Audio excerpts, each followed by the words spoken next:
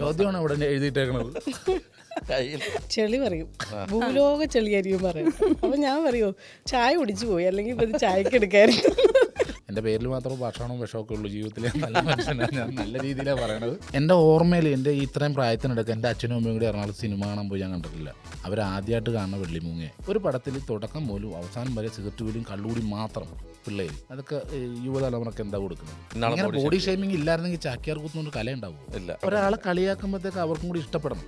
അവർക്കും കൂടി ഇഷ്ടപ്പെടുന്ന രീതിയിൽ കളിയാക്കിയാലാണ് അത് തമാശയാവുള്ളൂ. അപ്പുറത്തെ വീടിൻ്റെ മതിലിൻ്റെ അവിടെയൊക്കെ പോയി ഇങ്ങനെ ഇരിക്കും. അവിടെ എന്താ പറയുന്നത് കേൾക്കാം, കേട്ടിരിക്കാൻ ഭയങ്കര സന്തോഷമുള്ള അല്ലേ. റിയൽ ലൈഫിൽ ഞാൻ അങ്ങനെ തന്നെ. ഒരു ദിവസം എനിക്ക് ചെയ്ത കുറ്റബോധം ഓർത്തിട്ട് ഒരു ബോട്ടിലെടുത്ത് തന്നെത്താനെ അടിച്ചാൻ ഇവിടെ ഇങ്ങനെ 5 സ്റ്റിച്ച് കൂടെ. പിന്നെ കയ്യിലെ വളം ഒരു പണയം വെച്ചിട്ട് ആശുപത്രി കൊണ്ടുവരാൻ 2090 10 അയ്യോ വലിയ കുണ്ടേ വരുന്നു. അടിമയൊക്കെ ഉണ്ടാക്കും, പക്ഷെ ഇഞ്ചക്ഷൻ സൂചി കണ്ടാ ചില കുട്ടികൾക്ക് പേടിയാ. ഇയാൾ കല്യാണം കഴിഞ്ഞ് എൻ്റെ വീട്ടിൽ നിന്നപ്പോൾ എൻ്റെ വീട്ടിലെ ചോറുങ്ങളും കണ്ടിട്ട് പേടിച്ചു പോയതാ. ഇത് ഞാൻ എല്ലാം അഴിച്ചു കിളിക്കിട്ടാണ്. ചേട്ടാ ആരെങ്കിലും കാണിച്ചു കൊടുത്തിട്ടുണ്ടോ? ഇല്ല. ആടി പൊളി. രമ്യ, ഞാൻ ഒരു ചെറിയ ക്വസ്റ്റ്യൻ ചോദിക്കട്ടെ. നമ്മുടെ ഗസ്റ്റിനെ കുറിച്ച് പറയുന്നതിന് മുമ്പായിട്ട് ഒരു ചെറിയ കണക്കാ, കറക്റ്റായിട്ട് പറയണം. ഈ കണക്ക് കേരളത്തിൽ ആദ്യമായിട്ട് ഇദ്ദേഹം ഒരു ടീച്ചറിനോട് ചോദിച്ച് വേൾഡ് വൈഡ് മലയാളികളുടെ എല്ലാം പോയി ഭയങ്കര ട്രെൻഡി ആയിട്ടുള്ളൊരു കണക്കാണ്. ഞാനിപ്പോൾ പല സ്റ്റൈലിലും ചോദിക്കാറുണ്ട്. 1030 അധികം 1030. പുള്ളിക്ക് മനസ്സിലായി കാണും, കൂട്ടി പറയണം. 1030 അധികം 1030. അയ്യോ ഞാൻ കണക്കിന് കുറച്ച് മോശം. 1030 അധികം 1030 എത്രയാ? എനിക്കറിയില്ല. 1000 അധികം 1000 എത്രയാ? 2000. 30 അധികം 30 എത്രയാ? 60. അപ്പോൾ എത്രയായി? 2060. 2060 30 എത്രയായി? 2080. സോറി ടീച്ചർ ഇതേപോലെ എന്നാ പറഞ്ഞത്. 2060 അധികം 30 90. 2090 അധികം 10 3000. അതാണ് ആ ടീച്ചറിനെ തെറ്റിയത്. അവിടെയാണ് തെറ്റിയത്. ഈ കണക്ക് പറഞ്ഞ് ലോകം മൊത്തം കറക്കിയിട്ടുണ്ട് ഈ പറഞ്ഞ വ്യക്തി. പക്ഷെ വേറൊരു കാര്യമുണ്ട് കേട്ടോ. ഞാൻ ക്യാമറമാനെ വിളിച്ചത് ഇയാളല്ല, ഇതും പറഞ്ഞ് പറ്റിക്കാറുണ്ട്. ഇനി അടുത്ത ഇൻട്രോ പറഞ്ഞോ. ഈ രണ്ടും പറയുമ്പോൾ മനസ്സിലായി കാണും ആരാണ്. ഇപ്പം തന്നെ മനസ്സിലായി കാണും. മിമിക്രിയിൽ നിന്ന് സിനിമയിലെത്തി നമ്മളെല്ലാവരെയും കൂടെ ചിരിപ്പിച്ച നമ്മുടെ സ്വന്തം പാഷാണം ഷാജി ചേട്ടനും അദ്ദേഹത്തിൻ്റെ പ്രിയ പത്നി രശ്മിയുമാണ് ഇന്ന് നമ്മളോടൊപ്പം ഉള്ളത്. സജു നവോദയ ചേട്ടാ, നമസ്കാരം ചേട്ടാ. ഞാൻ ഈ പറഞ്ഞ രണ്ടുപേരും കറക്റ്റ് അല്ലേ? കേരളത്തിന് എനിക്ക് ആദ്യമായിട്ടായിരിക്കും ഈ കണക്ക് പറഞ്ഞ് ഒരു ടീച്ചറെ തന്നെ, കണക്ക് ടീച്ചറെ തന്നെ. അത് എന്താണെന്നറിയാമോ? അതിൽ വലിയ സംഭവം എന്ന് പറഞ്ഞാൽ ആ ടീച്ചറിന്റെ ഹസ്ബൻഡ് തന്നെ എന്നെ വിളിച്ചതും കൂടെ. അന്ന് അവർക്ക് തന്നെ ഒരു ചാനലിന്റെ പ്രോഗ്രാമായിട്ട് സ്റ്റാർ വിത്ത് ഡേ എന്ന് പറഞ്ഞ എൻ്റെ കൂടെ ഫുള്ള് ക്യാമറ ഉണ്ടായിരുന്നു. അങ്ങനെ ലാസ്റ്റ് പ്രോഗ്രാം പറഞ്ഞു. അത് കഴിഞ്ഞപ്പോൾ ആ ടീച്ചർ വന്ന് പിന്നെ മേലെ വിളിച്ചിട്ടില്ല, ഭർത്താവും വിളിച്ചില്ല, ടീച്ചറും വിളിച്ചിട്ടില്ല. അല്ല ആ കണക്ക് പെട്ടെന്ന് 3000 എന്ന് പറയാം. ഇവിടെ അതിന്റെ ആൻസർ എത്ര അത് പറഞ്ഞേ? 3000. 1030 1030 പറ. 1030 പിന്നെ എന്നാ 1030 2060 2060 30 2090 2090 10 3000. കറക്റ്റാണ്. ടീച്ചറാണ്, പിന്നെ ബി എഡ് കഴിഞ്ഞാണ്, എല്ലാം കഴിഞ്ഞു. ഞാൻ ഹിസ്റ്ററിയാ. 1030 1030 പറ. 1030 2060 2060 30 അല്ലേ?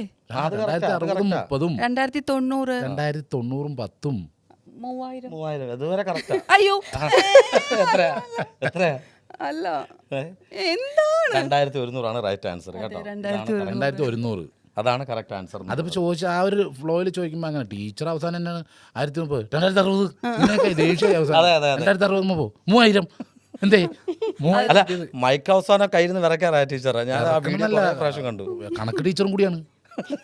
അവിടെ മൊത്തം നാണക്കേടുമായി. പക്ഷെ അതിനുശേഷം എന്തെങ്കിലും എക്സ്പീരിയൻസ് ആയിട്ടാ, അതായത് കഴിഞ്ഞതിന് ശേഷം പോകാൻ നേരം എന്തെങ്കിലും ടീച്ചറോട് അപ്പോളജൈസ് ചെയ്തോ? അതോ കഴിഞ്ഞ് ഇറങ്ങിയപ്പോഴത്തേക്ക് നമുക്ക് ഒരു ടിയെ തരുമല്ലോ, അത് ക്ലാസ് ചെയ്യാൻ താത്തിപ്പോൾ എറിഞ്ഞതാണ് പക്കിന് പോലെ.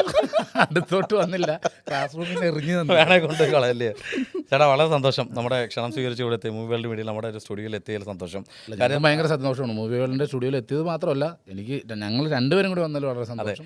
പിന്നെ വേറെ കാര്യം പറയാനുള്ളത്, ചേച്ചി എപ്പോഴും ഇങ്ങനെ സ്മൈലായിട്ടിരിക്കുന്നത്. ഇപ്പോൾ കുറച്ചും കൂടെ എനിക്കൊന്ന് കവള് വെച്ചു, ചിരിച്ച് കവള് വെച്ചു. മരുന്ന് കൊടുക്കണം, മാറിക്കോളൂ. എപ്പോഴും മരുന്ന് കൊടുക്കുന്നുണ്ടോ ചേച്ചി? ഇവിടെ ചോദിക്കാം ആദ്യം, ഈ വീട്ടിൽ എപ്പോഴും ഇങ്ങനെ തന്നെയാണോ? എപ്പോഴും ഇങ്ങനെ തന്നെയാണ്. നമ്മൾ ബിഹൈൻഡ് ദ ക്യാമറയെ കുറച്ച് കാര്യങ്ങൾ പറഞ്ഞില്ല, ഒന്നുകൂടെ പറയാമോ? കാര്യം അത് പൊട്ടത്തെറ്റായിരിക്കുള്ളൂ. അതല്ല 4 മണിക്കൊക്കെ കറക്റ്റ് 4 മണിക്കൊക്കെ അതെന്താണ് സംഭവം ചേച്ചി? അത് കറക്റ്റാ. ചിലപ്പോഴൊക്കെ ഇതുമാതിരി വന്നിരുന്ന എന്താ പറയാ ചെളി പറയും, ഭൂലോക ചെളിയായിരിക്കും പറയും. അപ്പൊ ഞാൻ പറയൂ ചായ കുടിച്ചു പോയി, അല്ലെങ്കിൽ ഇപ്പൊ ഇത് ചായക്ക് എടുക്കായിരുന്നു. അതെടുക്കാറുണ്ടല്ലേ? അപ്പൊ ഇത് അങ്ങോട്ടും ഇങ്ങോട്ടും ഗിവാൻടേക്ക് അങ്ങോട്ടും ഇങ്ങോട്ടും കൊടുക്കാറുണ്ട്. പക്ഷെ എനിക്ക് എപ്പോഴും തോന്നാറുള്ള രശ്മി ചേച്ചി കൂടുതൽ കേട്ടിരിക്കാൻ ഇഷ്ടപ്പെടുന്ന ഒരാളാണ് അല്ലേ? ഇങ്ങനെ മുഖത്തേക്ക് നോക്കി കുറെ ഇന്റർവ്യൂസിൽ ഞാൻ കണ്ടിട്ടുണ്ട്. അത് കറക്റ്റാണ്. അപ്പുറത്തെ വീടിന്റെ മതിലിന്റെ അവിടെ പോയി ഇങ്ങനെ ഇരിക്കും. അവിടെ എന്താ പറയുന്നത് കേൾക്കാം, കേട്ടിരിക്കാൻ ഭയങ്കര സന്തോഷമുള്ള അല്ലേ? അങ്ങനെയൊന്നും ഇല്ലട്ടാ. എപ്പോഴും നമ്മൾ പാട്ട് കേൾക്കുന്ന ഇഷ്ടമാണ്. നമ്മൾ സ്ക്രിപ്റ്റ് അല്ലെങ്കിൽ ഞങ്ങൾ എഴുതുന്ന സ്കിറ്റുകളൊക്കെ കേൾക്കണം ഭയങ്കര ഇഷ്ടമാണ്. ചേട്ടൻ ആദ്യം കഥ പറയണ എന്നോടായിരിക്കുള്ളൂ, എന്ത് ചെയ്താലും എല്ലാം ചെയ്യുമ്പോഴും. എന്നിട്ട് എന്താണെന്ന് അറിയാമോ, ഈ സ്കിറ്റൊക്കെ എഴുതുമ്പോഴത്തേക്ക് വന്ന് പറയും പെണ്ണെ ഇങ്ങനെ ഉണ്ടാന്ന് പറഞ്ഞാൽ എല്ലാം പറയും. എന്നിട്ട് ഇത് ടെലികാസ്റ്റ് ചെയ്യുമ്പോൾ ഇത് പഴയതല്ലേ എന്ന് നമ്മൾ പറഞ്ഞേക്കണ മുമ്പിൽ അതൊക്കെ അറിയാവുന്നത്, ഇതൊക്കെ പഴയതാട്ടാന്ന് പറയും. അപ്പൊ അവിടെ പറഞ്ഞു തരും, കറക്റ്റായിട്ട് പറഞ്ഞു തരും. സജഷനൊക്കെ ഉണ്ട്, എവിടെയൊക്കെ പോയിന്റ് ഔട്ട് ചെയ്യണം അതൊക്കെ പറഞ്ഞു കൊടുക്കും അല്ലേ ചേച്ചി? അല്ല, ചില്ലറക്കാരല്ല, വെബ് സീരീസ് ഒക്കെ ചെയ്തിട്ടുണ്ട് രണ്ടുപേരും കൂടി ഇല്ലേ ആ സമയത്ത്. ആക്ടറാണ്, ഡാൻസറാണ്. ചോദിച്ചോട്ടെ, എല്ലാരും സാധാരണ എടി വാടി പൊടി എന്നൊക്കെ വിളിക്കും. ഇത് കേട്ടിട്ടില്ല, പെണ്ണേന്നേ കേട്ടിട്ടുള്ളൂ. എന്ത് രസം പെണ്ണേന്നേ കേട്ടിട്ടുള്ളൂ. അതങ്ങനെ പണ്ട് പോലെ വിളിച്ചുള്ള ശീലമാണ്. പിന്നെ എച്ചുന്ന് വിളിക്കും എല്ലാവരും. വീട്ടിലെ കുട്ടികൾ പോലും ആരും അനിയൻ്റെ അങ്ങനെ കുഞ്ഞമ്മയെന്നാ വലിയമ്മ ഒന്നും വിളിക്കൊന്നുമില്ല, എല്ലാവരും എച്ചുന്നാ വിളിക്കണം. എൻ്റെ അച്ഛൻ വിളിക്കണം, അമ്മ വിളിക്കണം, സഹോദരങ്ങളൊക്കെ ആ പേരിലേ വിളിക്കുള്ളൂ. ഞങ്ങൾ ശരിക്കും അപ്പൂപ്പനും അമ്മൂമ്മയാണ്. അപ്പൂപ്പനും അമ്മയായി എന്ന് വെച്ചാ ഞങ്ങളുടെ ചേട്ടൻ മൂത്ത മോളുടെ കുഞ്ഞുങ്ങളായി. അപ്പൊ അവര് ഞങ്ങൾക്ക് അപ്പൂപ്പനും അമ്മൂമ്മയാണല്ലോ. അവര് ഞങ്ങളെ എന്നെ എച്ചുന്ന് വിളിക്കുക, എച്ചുന്ന് എല്ലാരും വീട്ടിൽ വിളിക്കുന്നത്. തലമുറകൾ അങ്ങനെ മാറി മാറി അങ്ങനെ. പക്ഷെ ഷാജിയേട്ടൻ വിളിക്കുന്നതിൽ ഒരു പ്രത്യേക രസമുണ്ട് അല്ലേ? എന്റെ പെണ്ണെ ഇങ്ങനെയൊക്കെ വിളിക്കുമ്പോ രസമുണ്ട്. അല്ല, ഒന്ന് അങ്ങോട്ട് നോക്കി. അല്ല അതല്ല, അത് ചേച്ചിക്ക് ബുദ്ധിമുട്ടായിരുന്നു. ഒരു ബുദ്ധിമുട്ടില്ല അല്ലേ ചേച്ചി? ഒന്ന് ചേച്ചിയെ നോക്കിയിട്ടുണ്ട് ഒരു പെണ്ണേന്ന് വിളിച്ച്. അല്ല, അതങ്ങനെ പറയുമ്പോ അറിയാതെ വരണം അല്ലേ? ഒരു ഫ്ലോ ഉണ്ടായിരുന്നു ചേച്ചി? ചേട്ടൻ പിള്ളേരെയും അല്ല എന്റെ നീത്തിമാരെയും ചേട്ടന്റെ പെങ്ങളെയൊക്കെ അങ്ങനെ വിളിക്കുള്ളൂ. എല്ലാവരെയും പെണ്ണെ പെണ്ണെന്ന്, എൻ്റെ പെങ്ങളെയൊക്കെ പെണ്ണെന്ന് വിളിക്കുള്ളൂ. അപ്പം ചേട്ടനോടുള്ള ഫസ്റ്റ് നമ്മൾ ചോദ്യത്തിലേക്ക് കിടക്കാം. ഇപ്പൊ നമ്മൾ ഇത്രയേറെ കുറെ തമാശകൾ. അതിനുമ്പ് ഒരു കാര്യം പറഞ്ഞ കേട്ടാ, ഇത് ഭയങ്കര ഗംഭീര ഇന്റർവ്യൂ ആട്ടാ. കാരണം സാധാരണ നമ്മൾ ഈ ഇന്റർവ്യൂ സ്ഥലത്തുനിന്ന് എണീറ്റ് പോവുക, വഴക്കിട്ട് പോവുകയൊക്കെ ചെയ്യില്ലേ, അത് മുൻകൂട്ടി കണ്ടിട്ടാണ് പോണെങ്കിൽ തന്നെ ഇങ്ങനെയൊക്കെ ചരിഞ്ഞൊക്കെ പോകേണ്ടി വരും.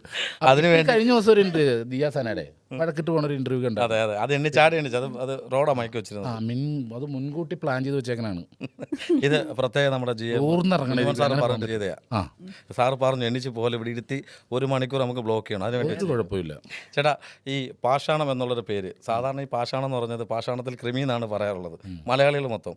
പക്ഷേ ഈ പാഷാണം എന്ന് പറയുന്ന ഒരു കഥാപാത്രം ഇത്രയും എല്ലാവരും അറിയുന്നത് ഇപ്പോൾ ഒരു സാജു നവോദയ എന്നുള്ള പേരിലല്ല. അത് ആരാന്ന് ചോദിക്കാറുണ്ട്. പക്ഷേ പാഷാണം ഷാജി എന്ന് പറയുമ്പോൾ ഇന്ന ആളാന്ന് പറയാറുണ്ട്. അത് ചേട്ടൻ എപ്പോഴെങ്കിലും വിഷമം തട്ടിയിട്ടുണ്ടോ? അതല്ലെങ്കിൽ ആ ഒരു പേരിൽ കുറച്ചും കൂടെ ചേട്ടന് ക്രെഡിബിലിറ്റി ഉണ്ടായിട്ടുള്ളൂ? വിഷമമില്ല, ഇത് നമുക്ക് ആ പേര് വന്നുകൊണ്ടാണ് എൻ്റെ ജീവിതം രക്ഷപ്പെട്ടത്. ഇപ്പം ഇങ്ങനെ ഇരിക്കണത് ആ പേര് വന്നുകൊണ്ടാണ്. അതെ. പിന്നെ ഈ പറഞ്ഞ പോലെ കഥാപാത്രം ഒന്നും റിയൽ ലൈഫിൽ ഞാൻ അങ്ങനെ തന്നെ കേട്ടാ. ഇത് ചോദിച്ചാൽ പറഞ്ഞു, റിയൽ ലൈഫിൽ ഞാൻ അങ്ങനെ തന്നെ. ആ, അതിലെൻ്റെ ഇതിൽ കിടപ്പുണ്ടത്. ഇതിപ്പോൾ അങ്ങനെ ഒരു ദിവസം ഞങ്ങളൊരു സ്കിറ്റ് കളിക്കാനായിരുന്നു, ആ കോമ്പറ്റീഷൻ നടക്കുന്ന ടൈം ഞങ്ങൾ രാവിലെ സ്കിറ്റ് കളിക്കണം. അപ്പം ഞങ്ങൾക്ക് മുമ്പേ കയറിയിട്ട് ഇതേ കണ്ടന്റ് വേറെ ടീം ചെയ്തു. അപ്പോൾ ചെയ്ത് കഴിഞ്ഞപ്പോൾ ഞങ്ങൾ ഉച്ചയ്ക്ക് ശേഷം കളിക്കാന്നുകൊണ്ട് പെട്ടെന്ന് ഉണ്ടാക്കി ചെയ്തതാണ് ഈ ഒരു ഭാഷാംശം. അതെങ്ങനെ പെട്ടെന്നാണ് മനസ്സിലാക്കി? എൻ്റെ വീടിൻ്റെ ഒരു പയ്യനുണ്ടേ, അവനൊരു ഇതുപോലെ തന്നെ ഒരു സുഖമില്ലാത്ത പയ്യനാണ്. അപ്പോൾ എപ്പോഴും റോട്ടിലുണ്ടാവും. അന്നത്തെ കാലത്ത് മൊബൈലൊന്നുമില്ല, ആരെങ്കിലും ബസ്സിന് വന്നിറങ്ങിയ വഴി ചോദിച്ചിട്ടൊക്കെ പോകണം സൈഡിൽ. അപ്പോൾ ഇവൻ ഫുൾ ടൈം അവിടെ ഉണ്ടാവും. അവിടെ വന്നിട്ട് ഇങ്ങനെ വഴി ചോദിക്കും, അവന് തോന്നുന്നിടത്തോട്ട് ചൂണ്ടിക്കാണിക്കും, ഇത് പോകും. ഇങ്ങനെയാണ് അവിടുത്തെ പരിപാടി. ഒരു ദിവസം അവിടെ വന്ന പുതിയ പോസ്റ്റ് വന്നിട്ട് ഇവനോട് വഴി ചോദിച്ച് ഒരു വീടിൻ്റെ, ഇവൻ ഇതുപോലെ ചൂണ്ടി വിട്ട്. അവസാനം പോസ്റ്റ്മാൻ കറങ്ങി തിരിഞ്ഞ് ഉച്ചയായപ്പോൾ ആ വീട് കണ്ടെത്തി വന്നപ്പോൾ ഇവൻ അവിടെ ഇരുന്ന് ചോറ് ചെയ്യുന്നു. ഇവൻ്റെ വീട് തന്നെ. അപ്പം അങ്ങനെ വെച്ചിട്ടാണ്. അത് അസുഖമല്ല, അതൊരു ഒരു പ്രത്യേക ഒരു സുഖമായിരിക്കും. അല്ല, ഇപ്പോഴും ഉണ്ട്. ഞാൻ കഴിഞ്ഞ ദിവസം അവനെ കാണാനായിട്ട് പോയിട്ടുണ്ടായിരുന്നു. അവർക്കൊക്കെ അറിയാം അവനെ വെച്ചാൽ ജീവിക്കണേന്ന്. അങ്ങനെ വിളിച്ച് ഈ സാജു നവോദയ എന്ന് പറഞ്ഞ പേര് തന്നെ മറന്നുണ്ടാവും. ഞാൻ തിരിഞ്ഞു നോക്കൂല സാജു എന്ന് വിളിച്ചാൽ. ഒന്നല്ലേ പാഷാണ്, അല്ലെ ഷാജി എന്ന് വിളിച്ചാൽ ഞാൻ നോക്കുള്ളൂ. അല്ലെങ്കിൽ നിങ്ങളെ വിളിക്കുന്നത് അത്രേ ഉള്ളൂ. സാജു എന്ന് വിളിച്ചിട്ടുണ്ടെങ്കിൽ ഞാൻ നോക്കൂല. അല്ല, അപ്പോൾ ഒരു സ്റ്റേജ് മിമിക്രി ആർട്ടിസ്റ്റ് ആയിട്ടാണല്ലോ തുടങ്ങിയത്. അപ്പോൾ ഒരു സ്റ്റേജ് പെർഫോമർ എന്ന് പറയുമ്പോൾ ഏറ്റവും കൂടുതൽ വേണ്ടത് സപ്പോർട്ടാണ് ആ ഒരു സമയത്ത്. കാരണം വല്ലാതെ കാശൊന്നും കിട്ടുന്ന സമയമല്ല, എല്ലാത്തിനും നമുക്കൊരു ബാക്കിൽ നിന്നൊരു സപ്പോർട്ട് വേണം. നല്ല കാശ് കിട്ടുമായിരുന്നു. ആണോ? കക്കാൻ പോണം. മിമിക്രി നടന്നിട്ട് ഞാൻ 75 രൂപയൊക്കെ പരിപാടി കളിച്ചു എൻ്റെ കല്യാണം കഴിഞ്ഞിട്ട്. പിന്നെ വീട്ടിൽ വരുമ്പോഴത്തേക്കൊന്നും ബാലൻസ് ഉണ്ടാവില്ല. ആകെ 300 രൂപ ഇടുക്കി പോയി പ്രോഗ്രാം ചെയ്ത് 300 രൂപ എനിക്ക് കിട്ടി. ആ 300 രൂപ 2 കാട്ടുപുല്ലെ മേടിച്ചിട്ട് വന്നു ഞാൻ വളർത്താനായിട്ട്. അന്നേരം വീട്ടിൽ ഭക്ഷണം കഴിക്കാൻ വകുപ്പില്ലാതിരിക്കും. പെറ്റ്സിന് ഭയങ്കര ഇഷ്ടമായിരുന്നു. ഈ ആള് ഞാൻ പറ്റേ ഞങ്ങൾ ഈ സ്റ്റേജ് കലാകാരന്മാരെ ഏറ്റവും വലിയ വിജയം എന്ന് പറഞ്ഞാൽ അവർ ഒരു കര എത്തണമെങ്കിൽ അവരുടെ പ്രൊഫഷൻ എന്താണ്, അവരെന്താണെന്ന് മനസ്സിലാക്കിയിട്ട് ലൈഫ് പാർട്ണർ കിട്ടിയാലാണ് ആ കലാകാരൻ രക്ഷപ്പെടുള്ളൂ. ഇല്ലെങ്കിൽ പാതി വഴി നിൽക്കും. തീർച്ചയായിട്ടും ഇതെല്ലാം മനസ്സിലാക്കി. അതാ ഞാൻ ചോദിക്കാൻ വന്നത്. അതായത് രശ്മി ചേച്ചി ഇല്ല എന്നുണ്ടെങ്കിൽ ചിലപ്പോൾ ഇങ്ങനെ ഒരു ആർട്ടിസ്റ്റ് ഇല്ല, ഒരിക്കലും വരില്ല ഉണ്ടാവില്ല. അല്ലേ? ഒരിക്കലും ഉണ്ടാവില്ല. ഞങ്ങളുടെ കല്യാണം നടന്നില്ലെങ്കിൽ ഞങ്ങൾ ഇങ്ങനെ ഒരു ആർട്ടിസ്റ്റ് ഉണ്ടാവില്ല. ഇത് എത്ര വർഷം മുമ്പാട്ടാ 300 രൂപ വെച്ച് ചേട്ടൻ അല്ലെങ്കിൽ 75 രൂപ വെച്ച് സ്റ്റാർട്ട് ചെയ്ത് എത്ര വർഷം ഒരു മുമ്പാ? 25 വർഷം മുന്നേ. ആണല്ലേ. ഇതിനിടയ്ക്ക് രസകരമായിട്ടുള്ള കുറച്ച് കാര്യങ്ങൾ ചേട്ടൻ പല ഇൻ്റർവ്യൂവിലും പറഞ്ഞിട്ടുണ്ട്. ചേട്ടൻ ചേച്ചി കാണുന്ന രസകരമായിട്ടുള്ള കുറച്ച് കാര്യങ്ങൾ, നർത്തകിയാണ്, പിന്നെ ചേട്ടൻ നല്ല ഉഗ്രം ബ്രേക്ക് ഡാൻസറാണ്, മറ്റേ മൂൺ വാക്ക് പുഴു പിന്നെ അതൊക്കെ ചെയ്യാറുണ്ട്, ഫയർ ഡാൻസ്. Fire dance. അപ്പൊ എൻ്റെ വീടിൻ്റെ അവിടെ ഒരു അമ്പലത്തിൽ വഴക്കുണ്ടായി, കാവടി ഘോഷയാത്രയുടെ ഉന്തുന്തള്ളൊക്കെ ഉണ്ടായി. അപ്പോൾ കോംപ്രമൈസ് ചെയ്യാൻ ചെന്ന് വിളിച്ചു. അതിൻ്റെ തലേ ദിവസം ഞാൻ അവിടെ ഫയർ ഡാൻസ് കളിച്ചു അമ്പലത്തിൽ. അപ്പോൾ കോംപ്രമൈസ് ചെയ്യാനായിട്ട് വിളിച്ചു വരുത്തിയപ്പോൾ ഈ പുള്ളി ചേട്ടൻ ആരാ ഉപദ്രവിച്ചു, എന്നെ മറ്റേ ജ്വാല നൃത്തം കളിച്ചവനാണ്. ഭയങ്കര വ്യക്തമായിട്ട് അത് ഡാൻസ് ഈ ഇത് ഒക്കെ ആയിരുന്നു ഫയർ പരിപാടി. ഡാൻസ് പറഞ്ഞാൽ അങ്ങനെ ഇല്ലില്ല, IOC ഗ്യാസ് കുറ്റി കൊണ്ടുവന്നിട്ട് ഫയർ ഡാൻസ് എന്ന് പറഞ്ഞാൽ മനസ്സിലായി മനസ്സിലായി. അന്തം കത്തിച്ചിട്ട് അല്ല അതിനെന്തോ പെരട്ടില്ലേ എന്തോ ഒന്നും പറ്റൂല. ആൾക്ക് ഇത് വെറുതെ ഡ്രൈ ആയിട്ടാ ചെയ്യണത്. ആണോ? ദേഹത്ത് ചെയ്യണം. പുള്ളിക്കാരൻ ഉദ്ദേശം മണ്ണെണ്ണ പുരട്ടുമെന്ന് ഉദ്ദേശം. അല്ലല്ല ഈ ആൾക്കാർ പറയാം എന്തെങ്കിലും നെയ്യോ അങ്ങനെയൊക്കെ പറ്റും. നെയ്യൊക്കെ ഉരുകും അവിടെ നിന്ന്. എൻ്റെ വീടിൻ്റെ അവിടെ വലിയ ആക്സിഡൻറ്റ് സംഭവിച്ചാൽ ഫയർ ഡാൻസ് കളിച്ചപ്പോൾ ഇവർ കന്നാസ് വെച്ചിട്ട് നമ്മൾ ഗ്ലാസ്സിൽ പെട്രോൾ എടുത്തിട്ടാണ് അതിൽ ഇത് ഇതിൻ്റെ കനൽ കളഞ്ഞിട്ട് പന്തം മുക്കുള്ളൂ. ഇത് കന്നാസിനുള്ള കനലോട് കൂടിക്കൊണ്ട് കന്നാസിലേക്ക് ഇട്ട് ആ കന്നാസ് കത്തിയപ്പോൾ ഈ കന്നാസ് എടുത്ത് എറിഞ്ഞു. അപ്പോൾ ഇവരെല്ലാം ഡ്രസ്സ് പിടിച്ചൊരു പയ്യൻ നിൽപ്പുണ്ടായിരുന്നു, നേരെ അവൻ്റെ ദേഹത്തോട്ട് പോയി മൊത്തത്തില്. അതവിടെ അന്നേരം പ്രശ്നമായത് കത്തി അവിടെ അന്നേരം കത്തിയേക്കൻ. ഈ ഫയർ ഡാൻസ് ഇപ്പം എനിക്ക് തോന്നുന്നു ഇപ്പം ഒരു സ്റ്റേജിലും കാണാനില്ല. എനിക്കൊന്ന് കുറച്ച് വർഷം മുമ്പേ അത് നിർത്തി തോന്നുന്നു, സ്നേക്ക് ഡാൻസ്. പല സ്റ്റേജും കത്തിയേക്കണോണ്ടേ കളിപ്പിക്കാൻ സാധ്യതയില്ല. നിർത്തിച്ചതായിരിക്കും. ചേട്ടാ നമ്മുടെ സിനിമാ ജീവിതത്തിലേക്ക് വരുമ്പോൾ കുറേ ചേട്ടൻ കഷ്ടപ്പെട്ടിട്ടുണ്ട്. പണ്ട് കാലത്തെ കുറേ കഷ്ടപ്പെട്ടു. കാര്യം ഒരുമിച്ചൊരു പാർട്ണർ ഒരുമിച്ച് കഷ്ടപ്പെട്ടു ചേട്ടൻ പറയാറുണ്ടായി. അപ്പോൾ ആ കഷ്ടപ്പാടിൻ്റെ കുറച്ച് കഥകൾ നമ്മുടെ പ്രേക്ഷകർക്കായിട്ട്. കാര്യം നമ്മൾ ഇത്രയും വരണമെങ്കിൽ തന്നെ എത്രമാത്രം കഷ്ടപ്പെട്ടാലായിരിക്കും ഒരു സ്റ്റാർ ആവുന്നുള്ളത്. അത് ജീവിതം തുടങ്ങിയ ശേഷമല്ലേ. അപ്പൊ അതിന്റെ മുന്നൊരു കാര്യം ചോദിക്കാം. ചോദിച്ചു ലവാണോ? ഈ വലിയ സംഭവം നാടിനെ പിടിച്ചു കുലുക്കിയ ഒരു പ്രണയകഥ ഉണ്ടായിരുന്നു എന്ന് കേട്ടു. അതൊന്ന് രസകരമായിട്ടൊന്ന് പറയാൻ പറ്റും? രസകരമായിട്ട് ഏറ്റവും കൊണ്ട് പറയൂ. പറ. അടിയുണ്ട് ഉൾപ്പെടെയുള്ള രസകരമായിട്ടുള്ള അടിയൊന്നും കൊണ്ടിട്ടുണ്ട്. അടിയൊന്നും കൊണ്ടില്ല. ഓടിയത് ഇല്ലല്ല. എന്നാ ചേച്ചി പറയാം. ഞങ്ങളുടെ ഇൻസ്റ്റിറ്റ്യൂട്ട് കത്തിച്ചെന്നുള്ളൂ നാട്ടുകാർ. ഇല്ല, ഇൻസ്റ്റിറ്റ്യൂട്ട് നിർത്തിപ്പോയി. അല്ല ചേച്ചി ആദ്യം തൊട്ട് പറയണം. ഇനി കുറച്ച് ചേട്ടന് ചേച്ചി പറയട്ടെ. ചേട്ടന് ഡാൻസ് സ്കൂളുണ്ടായിരുന്നു ആ സമയത്ത്. അപ്പോൾ അവിടെ ക്ലാസിക്കൽ ഡാൻസ് പഠിപ്പിക്കാൻ വേണ്ടി എന്നെ വിളിച്ചതാണ്. അപ്പോൾ ഞാനവിടെ ചെന്നു. അങ്ങനെ ഞങ്ങൾ രണ്ടുപേരും എങ്ങനെയൊക്കെയോ പ്രേമത്തിലായി. ചേച്ചി ഇത് പെട്ടെന്ന് സത്യം ഞങ്ങള് ശരിക്കും ഒരു മൂന്ന് മാസത്തില് എത്ര ശനി ഞായറുണ്ട് അന്നാണ് ഞങ്ങൾ കണ്ടേക്കണത്. അത്രയും സമയം ഞങ്ങൾ കണ്ടിട്ടുള്ളൂ. ആകെ കണ്ട ടൈമാണ്. ആദ്യം ഇഷ്ടം അങ്ങനെ ഇഷ്ടമായിട്ട് പറഞ്ഞല്ല. ആദ്യം അല്ല, ആ ചേട്ടായിയാണ് പറഞ്ഞത്. അങ്ങനെയല്ല, ഞാൻ അപ്പോൾ RLVയിൽ ഡിഗ്രിക്ക് പഠിക്കാനായിട്ട് ചേരാൻ വേണ്ടി പോയത്. അപ്പം എന്നെ കൊണ്ടാക്കാനായിട്ട് ചേട്ടായി വന്നത്. അപ്പം എൻ്റെ ബ്രദറിനെ കൂട്ടിയിട്ട് വിടാൻ വന്നപ്പോൾ ബ്രദർ അപ്പം ഉണ്ടായിരുന്നില്ല. ബ്രദർ എന്ന് പറഞ്ഞാൽ ചേട്ടയുടെ ബെസ്റ്റ് ഫ്രണ്ടായിരുന്നു. ബെസ്റ്റ് ഫ്രണ്ടാണ് അമ്മയുടെ ചേച്ചിയുടെ മോൻ. അവൻ വഴിയാണ് അവിടെ വന്നത്. അന്നത്തെ എൻ്റെ ഷേപ്പ് എന്ന് പറഞ്ഞിട്ടുണ്ടെങ്കിൽ അവിടുത്തെ ഇലക്ട്രിക് പോസ്റ്റ് നിർമ്മിക്കുന്ന എന്നെ ബോഡി ലാംഗ്വേജ് വെച്ചിട്ടാണ്. അതേപോലത്തെ ഒരു മനുഷ്യനായിരുന്നു ഞാൻ. അപ്പോൾ ആ സമയത്ത് ഒരു പ്രേമം എന്നൊക്കെ പറഞ്ഞിട്ടുണ്ടെങ്കിൽ, കാരണം എൻ്റെ പുറകെ 24 മണിക്കൂർ പെൺപിള്ളേരുണ്ടാവും, അതൊക്കെ അറിയാം. പക്ഷേ പ്രേമം എന്നുള്ള പരിപാടിയൊക്കെ എനിക്ക് തന്നെ ഒരു അവജ്ഞത ഇവരോട് പറയാനായിട്ട്. അപ്പം അങ്ങനെ ഒരു ദിവസം പറഞ്ഞ് വീട്ടിലിറങ്ങി നമ്മൾ രണ്ടുപേരും കോളേജിൽ പോയി ഇറങ്ങിയെന്ന് തോന്നി. അപ്പോൾ അവൻ എന്നാൽ ഞാൻ കെട്ടിക്കൊള്ളാം എന്ന് പറയാൻ പറഞ്ഞു. ചുമ്മാ പറഞ്ഞു നോക്കിയോ, അപ്പോൾ വലിയ കുഴപ്പമില്ല. ഒന്ന് എറിഞ്ഞു നോക്കിയല്ലേ? പിന്നെ അത്രേ പറഞ്ഞുള്ളൂ. ഇഷ്ടം പറഞ്ഞപ്പം വീട്ടിൽ പോയി പറഞ്ഞു, ചേട്ടനോട് പറഞ്ഞു, അതോ സ്വന്തമായിട്ട് മറുപടി പറഞ്ഞു? ഇഷ്ടമായിട്ട് പറഞ്ഞല്ല. ഇങ്ങനെ ഞാൻ പറഞ്ഞു, ഇങ്ങനെ എന്നെ കോളേജിൽ കൊണ്ടാക്കാൻ പോയപ്പോഴേക്കും പുറത്ത് പോയിട്ട് എനിക്ക് ഫുഡ് വാങ്ങി തന്നിട്ടുണ്ടായിരുന്നു. അപ്പം അത് രസമാട്ടോ ഫുഡ് വാങ്ങി തന്നത്. എനിക്കറിയില്ലായിരുന്നു. വർഷങ്ങൾ കഴിഞ്ഞപ്പോൾ എന്നോട് പറഞ്ഞു, പുള്ളിക്കാരൻ്റെ കയ്യിൽ പൈസ ഉണ്ടായിരുന്നില്ല. എന്നിട്ട് എനിക്ക് മാത്രം ഫുഡ് വാങ്ങി തന്നു. ഞാൻ ചോദിച്ചു, അന്ന് സാജു എന്നാണ് വിളിക്കുന്നത്. സാജു കഴിക്കണില്ലേ എന്ന് ചോദിച്ചാൽ പറഞ്ഞ്, ഇല്ല എനിക്ക് വേണ്ട, ഞാനിപ്പോൾ കഴിച്ചിട്ട് വന്നുള്ളൂ. രശ്മി കഴിച്ചോ എന്ന് പറഞ്ഞിട്ട്, അന്ന് രശ്മി എന്നാണ് വിളിക്കുക. രശ്മി കഴിച്ചോ എന്ന് പറഞ്ഞു. അപ്പം എനിക്ക് മാത്രം, ഞാൻ വലിയ ഗമ്മയിലിരുന്ന് ഒറ്റയ്ക്ക് കഴിച്ചു. കുറച്ച് ഒന്ന് വേണമെന്ന് പിന്നെ ചോദിച്ചല്ല. പക്ഷെ അന്ന് നമ്മൾ അത്രയും ബന്ധമായിട്ടില്ലല്ലോ. ഇപ്പൊ സുഹൃത്തുക്കളെ ഇപ്പൊ അപ്പൊ അവിടുത്തെ സാറല്ലേ പഠിപ്പിക്കുന്ന കുട്ടികളുടെ സാറ്, ഞാൻ ടീച്ചർ. അപ്പൊ നമ്മൾ ആ ഒരു രീതിയിലാണ് കാണുന്നത്.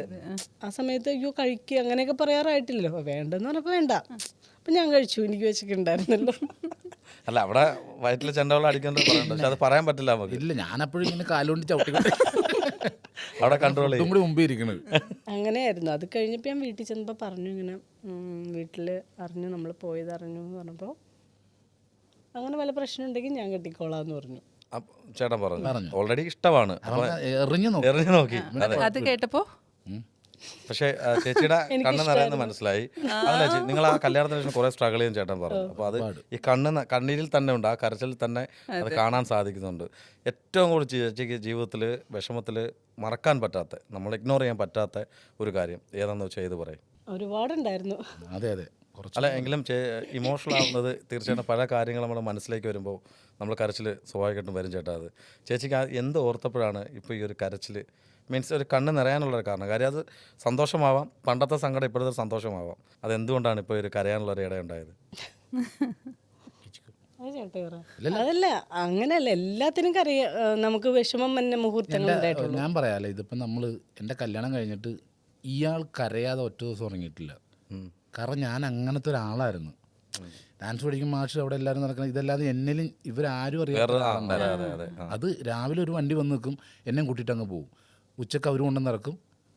അപ്പോൾ ഉച്ചഭക്ഷണം കഴിച്ച് കഴിയുമ്പോഴത്തേക്ക് വീണ്ടും അടുത്ത വണ്ടി വരും, നേരെ കയറി അങ്ങ് പോകും. തിരിച്ചു വരും, അടുത്ത ആൾ കൊണ്ടുവരും. ഈ വന്നതും പോണതൊക്കെ ഇവിടുന്ന് ഭക്ഷണം കഴിക്കാനായിട്ട് മാത്രം തന്നെ. ഈ ഭക്ഷണത്തിന് ഞാനവിടെ ഒന്നും കൊടുക്കണില്ല. ഈ ആൾ അവിടെ നിന്നുകൊണ്ട് കഴിക്കണുണ്ടെങ്കിലും ഭയങ്കര പ്രശ്നത്തോടെ നിൽക്കുന്നത്. എന്നിട്ട് നൈറ്റ് ചെയ്യാൻ വന്നിട്ട് പിന്നെ ബഹളം തുടങ്ങും. ആ റൂമിൽ, എൻ്റെ റൂമിൽ ഇയാളെ ഞാൻ ഇട്ട് ബുദ്ധിമുട്ടിക്കാത്ത ഒരു വർഷം കരയിക്കൽ തന്നെയായിരുന്നു. തല്ലിയിട്ടൊന്നുമില്ല കേട്ടോ, ഉപദ്രവിക്കില്ല, പക്ഷേ ഉറങ്ങാൻ സമ്മതിക്കില്ല. അതുപോലെ ചേട്ടാ, ഞാൻ സ്വാഭാവികമായിട്ട് ചോദിക്കുന്നൊരു ചോദ്യമാണ്, ആ സമയങ്ങളിൽ മദ്യം അതന്നെ ഞാനതാ പറഞ്ഞത്, ഡ്രിങ്ക് കഴിച്ചിട്ട് തന്നെ വന്നത്. വന്ന് ഞാൻ ബഹളം ഉണ്ടാക്കുക ചെയ്തു. അപ്പുറത്തെ മുറിയിലൊന്നും ആരും ഒന്നും കേൾക്കണില്ല. മിണ്ടാതിരിക്കുമല്ലോ, മിണ്ടാതിരിക്കുമ്പോൾ അത് വിഷയമാക്കും ഞാൻ. എന്താ മിണ്ടാതിരിക്കുന്നത്? എന്നിട്ട് രാവിലെ നെക്സ്റ്റ് കട്ട് കാണിക്കുന്ന രാവിലെ കാലെ പിടിച്ചിരിക്കണായിരിക്കും ഞാൻ. സോറി പിറ്റേ ദിവസം ഇത് തന്നെ. അങ്ങനെ എൻ്റെ വീട്ടിൽ അവസാനമായിട്ട് പൊട്ടിത്തെറിച്ച് ലാസ്റ്റ് ദിവസം അന്ന് റോട്ടിൽ വിഷയം. ഞാൻ റോട്ടിൽ കൂട്ടുകാരെ, ഞാനൊരുത്തനോട് ബൈക്കിന് വന്ന് വേറെ ഒരുത്തം വന്നിട്ട് നേരെ എൻ്റെ കൂടെ ബൈക്ക് ഓടിച്ചു വന്നിട്ട് ഒറ്റ അടി കവളത്തിട്ട് കൊടുത്ത്. അപ്പം നമ്മൾ രണ്ടും കൂടെ ബൈക്കിന് വരുമ്പോൾ നിന്നെ തല്ലിയാൻ മിണ്ടാണ്ടിരിക്കുമോ? അന്നേരം എൻ്റെ ആ പ്രായം ഞാൻ റെഡി ചെയ്ത് കഴിഞ്ഞു. ഞാൻ അവനിട്ട് ഒരെണ്ണം കൊടുത്ത് ആകെ മൊത്തം റോട്ടിൽ ഇടിയും ബഹളവും. വീട്ടിൽ വന്ന് എന്നോട് ഇട്ടോളാൻ പറഞ്ഞു വിടുന്നു. അപ്പം അങ്ങനെ എല്ലാവരും പ്രശ്നമാക്കി കഴിഞ്ഞപ്പോൾ ഞാൻ അവർക്ക് ബാധ്യതയാണ് വീട്ടുകാർക്ക്. വന്ന് ഞാൻ പറഞ്ഞു നമുക്ക് പോകാമെന്ന് പറഞ്ഞു രാത്രി തന്നെ ഞങ്ങൾ ഇറങ്ങി പോന്നു. പോവാന്ന് പറഞ്ഞപ്പോൾ അല്ല, ചേട്ടയല്ല പോവാന്ന് പറഞ്ഞത്. അന്ന് എൻ്റെ വീടിൻ്റെ വാർക്കലായിരുന്നു, വീട് വാർത്ത സമയം. അപ്പോൾ വീട്ടിൽ നിന്ന് അച്ഛൻ വിളിച്ചിട്ടുണ്ടായിരുന്നു, അപ്പം ഇങ്ങനെ വാർക്കലാണ് വരണമെന്നും പറഞ്ഞിട്ട്. അപ്പോൾ ചേട്ടനോട് ഞാൻ പറഞ്ഞു ഞാൻ രാവിലെ പോവുകയാണെന്ന് പറഞ്ഞു. എവിടെ പോവാന്ന് ചോദിച്ചു. അപ്പോൾ അപ്പോഴേക്കും ആൾ നോർമലായിരുന്നു, പോണേ ഉണ്ടായിരുന്നുള്ളൂ, വൈകിട്ടത്തെ പാർട്ടിക്ക് പോണേ ഉണ്ടായിരുന്നുള്ളൂ. അപ്പം ഒരു ബ്ലാക്ക് ഷർട്ടൊക്കെ ഇട്ടിരുന്നു, പുതിയ ബ്ലാക്ക് ഷർട്ടൊക്കെ ഇട്ടിട്ട് നല്ല ഭംഗിയായിട്ടാണ് പോണത്. ബ്ലാക്ക് കരയുടെ മുണ്ടൊക്കെ കൊടുത്ത് വലിയ സ്റ്റൈലിൽ ആൾ പോകും. അപ്പം ഞാൻ പറഞ്ഞു നാളെ ഞാൻ വീട്ടിൽ പോകും, വീട്ടിൽ നിന്ന് അച്ഛൻ അമ്മയും വിളിച്ചിട്ടുണ്ടായിരുന്നു, പോകും കേട്ടോ എന്ന് പറഞ്ഞു. അപ്പം ഞാൻ വരട്ടെ, എന്നിട്ട് നമുക്ക് ഒരുമിച്ച് പോവാന്നൊക്കെ പറഞ്ഞു. അപ്പോഴേക്കും നല്ല ഇതിലാണല്ലോ നിൽക്കണത്. പിന്നെ ഞാൻ നോക്കിയപ്പോൾ ഒരു 8 മണി 8:30 ആയപ്പോഴേക്കും ആൾ വരുവാ. വൈകിട്ട് പോയ ആളല്ല, ഷർട്ടിൻ്റെ ഒരു ബട്ടൺസ് ഇവിടെയാണെങ്കിൽ ഒരെണ്ണം ഇവിടെ. ഒരു 8 മണി 8:30 കഴിഞ്ഞപ്പോഴത്തേക്കും അനിയൻ വന്നു, ചേട്ടയുടെ അനിയൻ വന്നിട്ട് എന്നോട് പറഞ്ഞു സാജുല്ല വഴിയിൽ കിടന്ന് തല്ലു പിടിക്കുന്നുണ്ടെന്ന് പറഞ്ഞു. അപ്പോഴാണ് ആ കൂട്ടുകാരായിട്ട് അവിടെ റോഡിൽ മൊത്തം നല്ല എന്നെ ഞാൻ ഒരുത്തന്നെ ആവുമ്പോൾ അപ്പം മറ്റോ പറഞ്ഞു ഈ കാരണം പ്രസാദിനെ സാജു തല്ലി എന്ന് പറഞ്ഞപ്പോഴത്തേക്ക് സാജു പ്രസാദിനെ തല്ലി. എന്നാൽ സാജുവിൻ്റെ ഒരെണ്ണം ഞാൻ കൊടുക്കട്ടെ എന്ന് പറഞ്ഞപ്പോൾ ഇത് എൻ്റെ അനിയൻ കേട്ടുകൊണ്ട് നോക്കി റോട്ടിൽ കൂട്ട ഇടിയായി. ഇത് കഴിഞ്ഞ് പിറ്റേ ദിവസം ഞങ്ങൾ രാവിലെ പോകുമ്പോൾ ഞാൻ തലേ ദിവസം തല്ലിയവനുണ്ടല്ലോ റോഡിൻ്റെ അപ്പുറത്തേക്ക്. അപ്പോൾ ഞങ്ങൾ എന്നാടാന്ന് പറഞ്ഞു എന്നോട്. അപ്പോൾ ഞാൻ പറഞ്ഞു മാറി ഇന്നോ ഇടി വെച്ചാൽ വന്ന് പിടിച്ചു മാറ്റും. അങ്ങനെ പറഞ്ഞ് മുമ്പോട്ട് എന്നാ അടിയോടെ അടിച്ച അമ്മ കടലക്കറി രാവിലെ ഇപ്പം എല്ലാവരും വഴക്ക് മാറി, കൂട്ടുകാർ അങ്ങോട്ടും ഇങ്ങോട്ടും തല്ലു പിടിച്ചൊക്കെ ചുമ്മാ അവരുടെ ഒരു എന്റർടൈൻമെന്റ് പോലെ ആയിപ്പോയി. പ്രശ്നം ഉണ്ടായ പിന്നെ വേറെ വീട്ടിൽ ചെന്നിട്ട് അവന്റെ ഫോണും തല്ലിപ്പൊട്ടിച്ച് അമ്മയുടെ ഫോണും തല്ലിപ്പൊട്ടിച്ച് എൻ്റെ കൂട്ടുകാർ വഴക്കിട്ടെന്നും പറഞ്ഞു. അന്ന് രാത്രി വഴക്കൊന്നും പറഞ്ഞില്ലേ? എന്നിട്ട് തിരിച്ചൊന്നും പറഞ്ഞില്ലേ? ഇല്ല അല്ല ഇതൊന്നും പറയാറില്ല, ഞാനൊന്നും പറയാറില്ല. ആദ്യത്തെ ദിവസം തന്നെ എന്തെങ്കിലും പറഞ്ഞാലും ഞാൻ നന്നായി പോയനെ. അല്ലാടാ, ഇതിനിടയ്ക്ക് ഒരു കാര്യം ചോദിച്ചോട്ടെ ചേച്ചി, 1 വർഷം ചേട്ടൻ പറഞ്ഞു ഇതുപോലെ 1 വർഷം കണ്ടിന്യൂസ് ആയിട്ട് ഇങ്ങനെ ശല്യം ചെയ്തു. ഏതൊരു പെണ്ണ് 1 മാസമായാൽ തന്നെ ഇട്ടെറിഞ്ഞിട്ട് പോകും. ചേച്ചി എന്തുകൊണ്ടാണ് ഇത്രയും സഹിച്ച ചേട്ടനോട് ആ 1 വർഷം കഴിഞ്ഞത്? അത് ഏതൊരാളും ചോദിക്കേണ്ട ചോദ്യം തന്നെയാണ്, റീസണാണ്. ഒരു പെൺകുട്ടി ഇപ്പം നിൽക്കാറില്ല, എന്ത് കാരണത്തിലാണ് സാധിച്ചേട്ടൻ ഇങ്ങനെ മുറുകെ പിടിച്ചിരുന്നത്? പറ. ഇഷ്ടം. അതും ഏത് ഇലക്ട്രിക് പോസ്റ്റ് പോലെ അല്ല, എന്തായാലും അത്രയും സ്നേഹമാണ്. ഞാൻ ഇപ്പോഴും എന്തെങ്കിലുമൊക്കെ പറഞ്ഞ് ഞാൻ എന്തെങ്കിലുമൊക്കെ കുരുത്തക്കേട് കാണിച്ചിട്ടുണ്ടെങ്കിലുണ്ടല്ലോ, വീട്ടിൽ ചെല്ലുമ്പോൾ എനിക്ക് വഴക്ക് കേൾക്കുമെന്ന് ഉറപ്പാണ്. അപ്പം ഞാനങ്ങ് ചെന്ന് കയറുമ്പോഴേ എന്തെങ്കിലും കണ്ടുപിടിച്ചിട്ട് അങ്ങോട്ട് ചൂടാവാൻ ഞാൻ അത് അവിടെ അങ്ങനെ ഞാനെന്ത് ചെയ്തു ഇങ്ങോട്ട് ചൂടാവണതിന്റെ മുന്നേ ആ അങ്ങോട്ട് ചൂടാവും. അതെന്റെ ട്രിക്കായിരുന്നു അത്. പക്ഷെ അത് ആനിച്ചിട്ട് ഇന്റർവ്യൂ പറഞ്ഞാൽ പിന്നെ പൊളിഞ്ഞത്. അതെ ഇതിനകത്ത് ചേട്ടാ അത് സമ്മതിക്കില്ല അല്ലേ? അല്ല പുള്ളിക്കാരി ഒരു പാവമാണ് എന്നുള്ളൊരു ചേട്ടൻ മനസ്സിലാക്കിക്കൊണ്ടല്ലേ ചേട്ടാ ഇത്രയും സംസാരിച്ചേ. അതെ അതെ. എപ്പോഴും വീട്ടിൽ സംസാരിക്കാൻ അങ്ങനെയല്ലേ, അങ്ങോട്ട് വഴക്കുണ്ട്, അങ്ങോട്ട് നോക്കുന്നു പാവം എന്ന് പറഞ്ഞപ്പോൾ. ചേച്ചി വീട്ടിലെങ്ങനെ അത് പറയൂ. കാര്യം എന്ന് വെച്ചാൽ ഇത്രയും സഹിച്ച് ക്ഷമിച്ച് കൂടെ എന്നൊരു വിജയത്തിൻ്റെ ഏറ്റവും വലിയ ശില്പിയാണ് കൂടെ നിൽക്കുന്നത്. അപ്പോൾ ഈ ഒരു നിമിഷം എന്തായാലും കുറേ പറയാൻ കാണും ചേച്ചിയെക്കുറിച്ച്. അതിൽ ഏറ്റവും ഒരു 5, അതായത് ഒത്തിരി ഒന്നും വേണ്ട, ഒരു 5 വാക്ക്. അല്ല എച്ചുവിൻ്റെ ഏറ്റവും വലിയ ക്വാളിറ്റി എന്ന് പറഞ്ഞിട്ടുണ്ടെങ്കിൽ നമ്മൾ ഒരു വിവാഹം കഴിച്ച് കഴിഞ്ഞാൽ എൻ്റെ വീട്ടിലേക്ക് കൊണ്ട് ചെല്ലുമ്പോൾ എൻ്റെ വീട്ടുകാർക്ക് എന്നേക്കാൾ കൂടുതൽ ഇഷ്ടം ആ ആളായിരിക്കണം. ആ കാര്യത്തിൽ ഒന്നാം സ്ഥാനത്താണ്. എൻ്റെ അച്ഛനും അമ്മ സഹോദരങ്ങളൊക്കെ എല്ലാവർക്കും ഭയങ്കര ഇഷ്ടമാണ്. എന്നെ ഇച്ചിരി ഇതുണ്ടെങ്കിലും അവർക്ക് കുഴപ്പമില്ല. പിന്നെ രണ്ടാമത്തെ കാര്യം, ഞാൻ എവിടെ പോയാലും എന്ത് പറഞ്ഞാലും ആരെങ്കിലും എന്നെപ്പറ്റി എന്ത് പറഞ്ഞാലും അതൊക്കെ ജെന്യൂനാണെന്ന് മാത്രം പുള്ളിക്കാരത്തേക്ക് തോന്നിയാൽ മാത്രം വിശ്വസിക്കും. പിന്നെ എന്നെ ഒരാൾ മോശമാക്കി പറഞ്ഞാൽ ഇഷ്ടമല്ല. അത് എൻ്റെ വീട്ടുകാർ പറഞ്ഞാലും അച്ഛൻ്റെ വീട്ടുകാർ പറഞ്ഞാലും ഇഷ്ടമല്ല. പിന്നെ എന്താ നല്ല ഉഗ്രായിട്ട് ഭക്ഷണം ഉണ്ടാക്കും. അതാന്ന് ചേട്ടൻ പറഞ്ഞിട്ടുണ്ടായിരുന്നു. ഗംഭീര. അപ്പം ഞാൻ ഉണ്ടാക്കിയപ്പോൾ മനസ്സിലായില്ലേ, എന്തെങ്കിലും എനിക്ക് ഉണ്ടാക്കി തന്നായിരുന്നു ഞാൻ അങ്ങനെ ഉണ്ടാക്കുമായിരുന്നു. ഒരിക്കലും ഒരു ചിക്കൻ കറി സൂപ്പറായിട്ട് ഉണ്ടാക്കി തന്നെ. അതാ പറഞ്ഞത്, എന്തെങ്കിലും ഇവിടെ നിന്ന് ഉണ്ടാക്കി തന്നായിരുന്നു ഞാൻ അങ്ങനെയൊക്കെ ചെയ്യുമായിരുന്നാ. എൻ്റെ എക്സ്പീരിയൻസിൻ്റെ കാര്യം പറഞ്ഞു വന്നത്.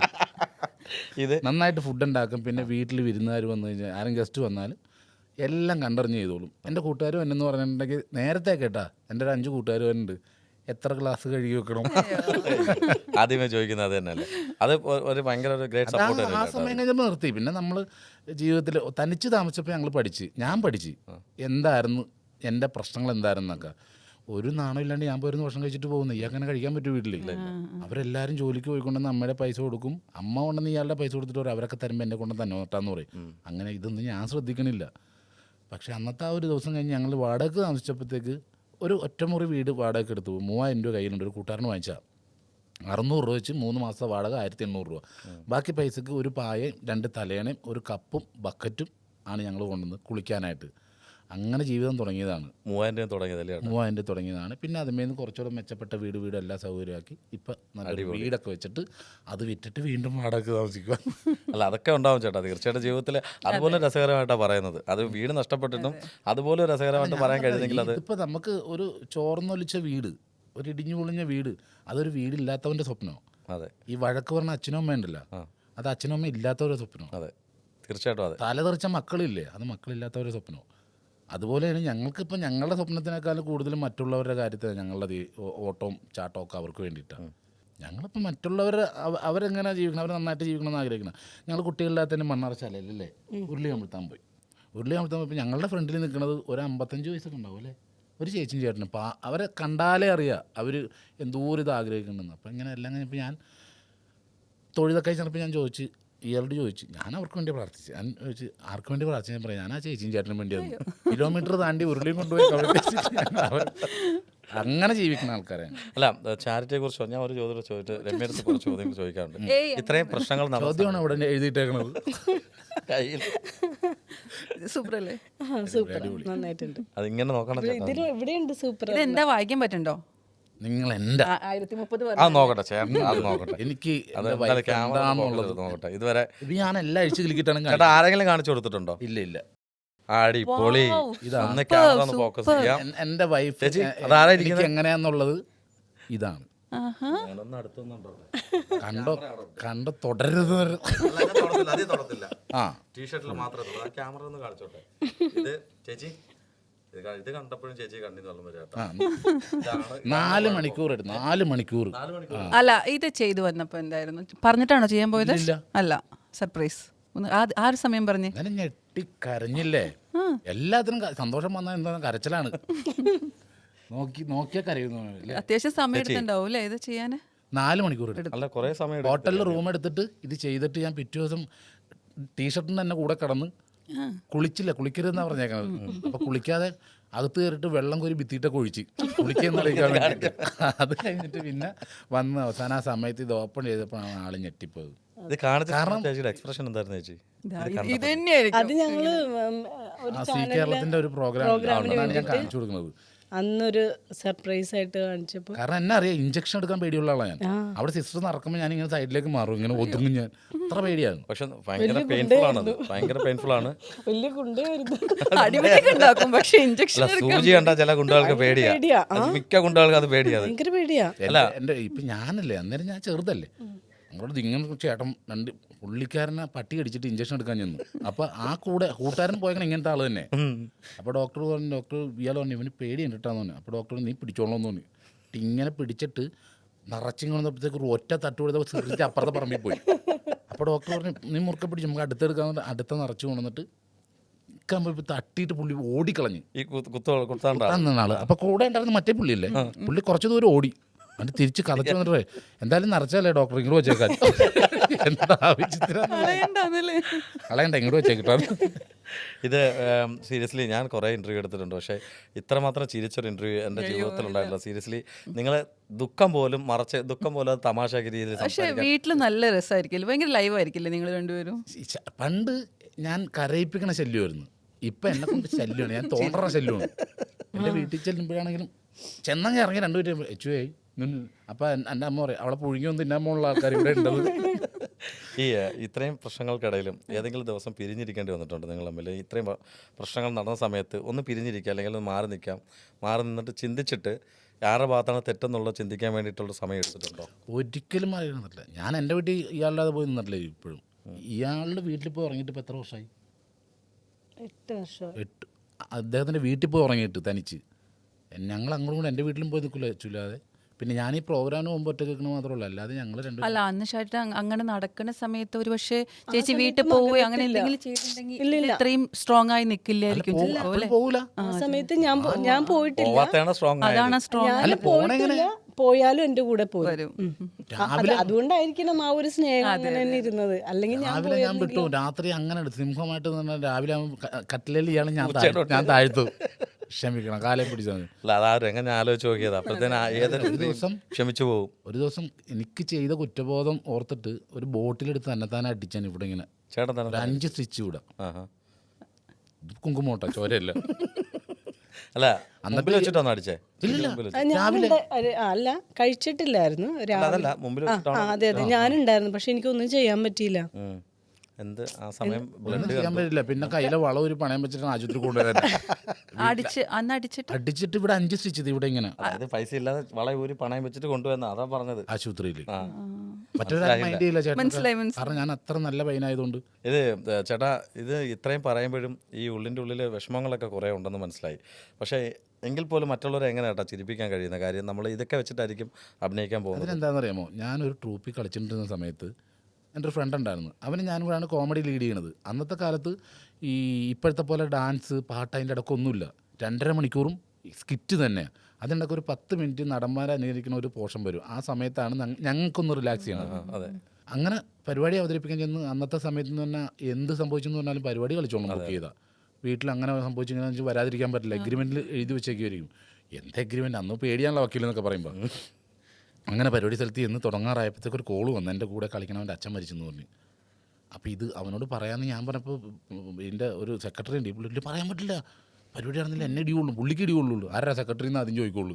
എന്നിട്ട് അങ്ങനെ പറഞ്ഞിട്ട് പരിപാടി കഴിഞ്ഞിട്ട് പറയാമെന്ന് പറഞ്ഞിട്ട് പരിപാടി ഞാൻ ഇവൻ്റെ കൂടെ കളിക്കും. ഇവൻ്റെ അച്ഛൻ മരിച്ചെന്ന് എനിക്കറിയാം. ഇപ്പം പെർഫോം ചെയ്യുന്ന പതിവിൽ കൂടുതൽ ഭയങ്കര പെർഫോമൻസ്. എനിക്കാണെങ്കിൽ കളിക്കാനും പറ്റണല്ലോ, എൻ്റെ ഉള്ളിൽ മുഴുവൻ ഇതാണ്. അങ്ങനെ ഇൻട്രോയിലായപ്പോൾ ഞാൻ പറഞ്ഞു ചേട്ടാ പറ ഇനിയിപ്പോൾ ഒരു സ്കിറ്റല്ലേ ഉള്ളൂ, അത് ഞാൻ രണ്ടുപേരും കൂടി കളിച്ച് തീർക്കാം. ഇല്ല പുറത്ത് അവൻ ഇതായി കഴിഞ്ഞാൽ പിന്നെ നടക്കൂല എന്നുകൊണ്ട് പരിപാടി തീർന്നിട്ട് ഇവനെ നോക്കിയിട്ട് കാണാനില്ല. ഞങ്ങൾ കുറേയൊക്കെ നോക്കിയാണെങ്കിൽ അവസാനം വണ്ടി ചെന്ന് കയറും, വണ്ടിയുടെ ബാക്ക് സീറ്റിൽ കമിഴ്ന്ന് കിടന്ന് കറിയുമോ. ഞങ്ങൾ അറിയണതിന് 1/2 മണിക്കൂർ മുമ്പ് അവൻ അവനിത് അറിഞ്ഞിട്ടാണ് അവൻ ആ സ്റ്റേജിൽ കിടന്ന് അത്രയും പെർഫോം ചെയ്തത്. അപ്പോൾ ഇത്രയും നമ്മൾ പറഞ്ഞു നമ്മൾ മറക്കാനാവാത്തൊരു അനുഭവം എന്ന് പറഞ്ഞാൽ ആർട്ടിസ്റ്റിൻ്റെ പേര് പറയാൻ പറ്റുമോ? അല്ലെങ്കിൽ ആർട്ടിസ്റ്റ് ഇപ്പോഴും നിലവിൽ ഇപ്പം ലൈവായിട്ടുണ്ട്, പ്രോഗ്രാം ലൈം ലൈറ്റിലില്ല, അന്ന് കളിച്ചോണ്ട് കോമഡി കളിക്കുന്ന ഒരുത്തനാണ് അനിൽ എന്ന പേര്.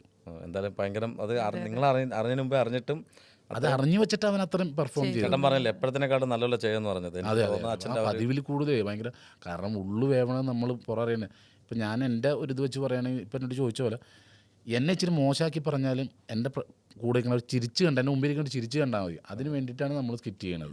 പിന്നെ അങ്ങനെ ആർട്ടിഫിഷ്യലായിട്ട് പറയുന്നില്ല അല്ലേ, ഒക്കെ മനസ്സിൽ തോന്നുന്നതേ ഷാജേട്ടൻ. അതൊരു കോമ്പിനേഷനാണ്. നമ്മളിപ്പോൾ എൻ്റെ കൂടെ കളിക്കുന്നവർ, ഇപ്പം ഞാൻ ഇവിടെ ഇങ്ങനെ ഇരിക്കണമെന്നുണ്ടെങ്കിൽ മനോരമ സ്കിറ്റ് കളിച്ച് വന്നതാണ്. ആ സ്കിറ്റ് കളിക്കുമ്പോഴത്തേക്ക് ഞാൻ ഇത്ര നന്നായിട്ട് പെർഫോം ചെയ്യണമെങ്കിൽ സുധീൻ രാജേഷ് അവർക്ക് അവരെന്നെ സപ്പോർട്ട് ചെയ്തുകൊണ്ടാണ്. കാരണം എന്നെക്കാളും വലിയ ആർട്ടിസ്റ്റുകൾ സുധി ആയതുകൊണ്ടാണ് എന്നെ ഇങ്ങനെ പൊക്കി കൊണ്ടുവരുന്നത്.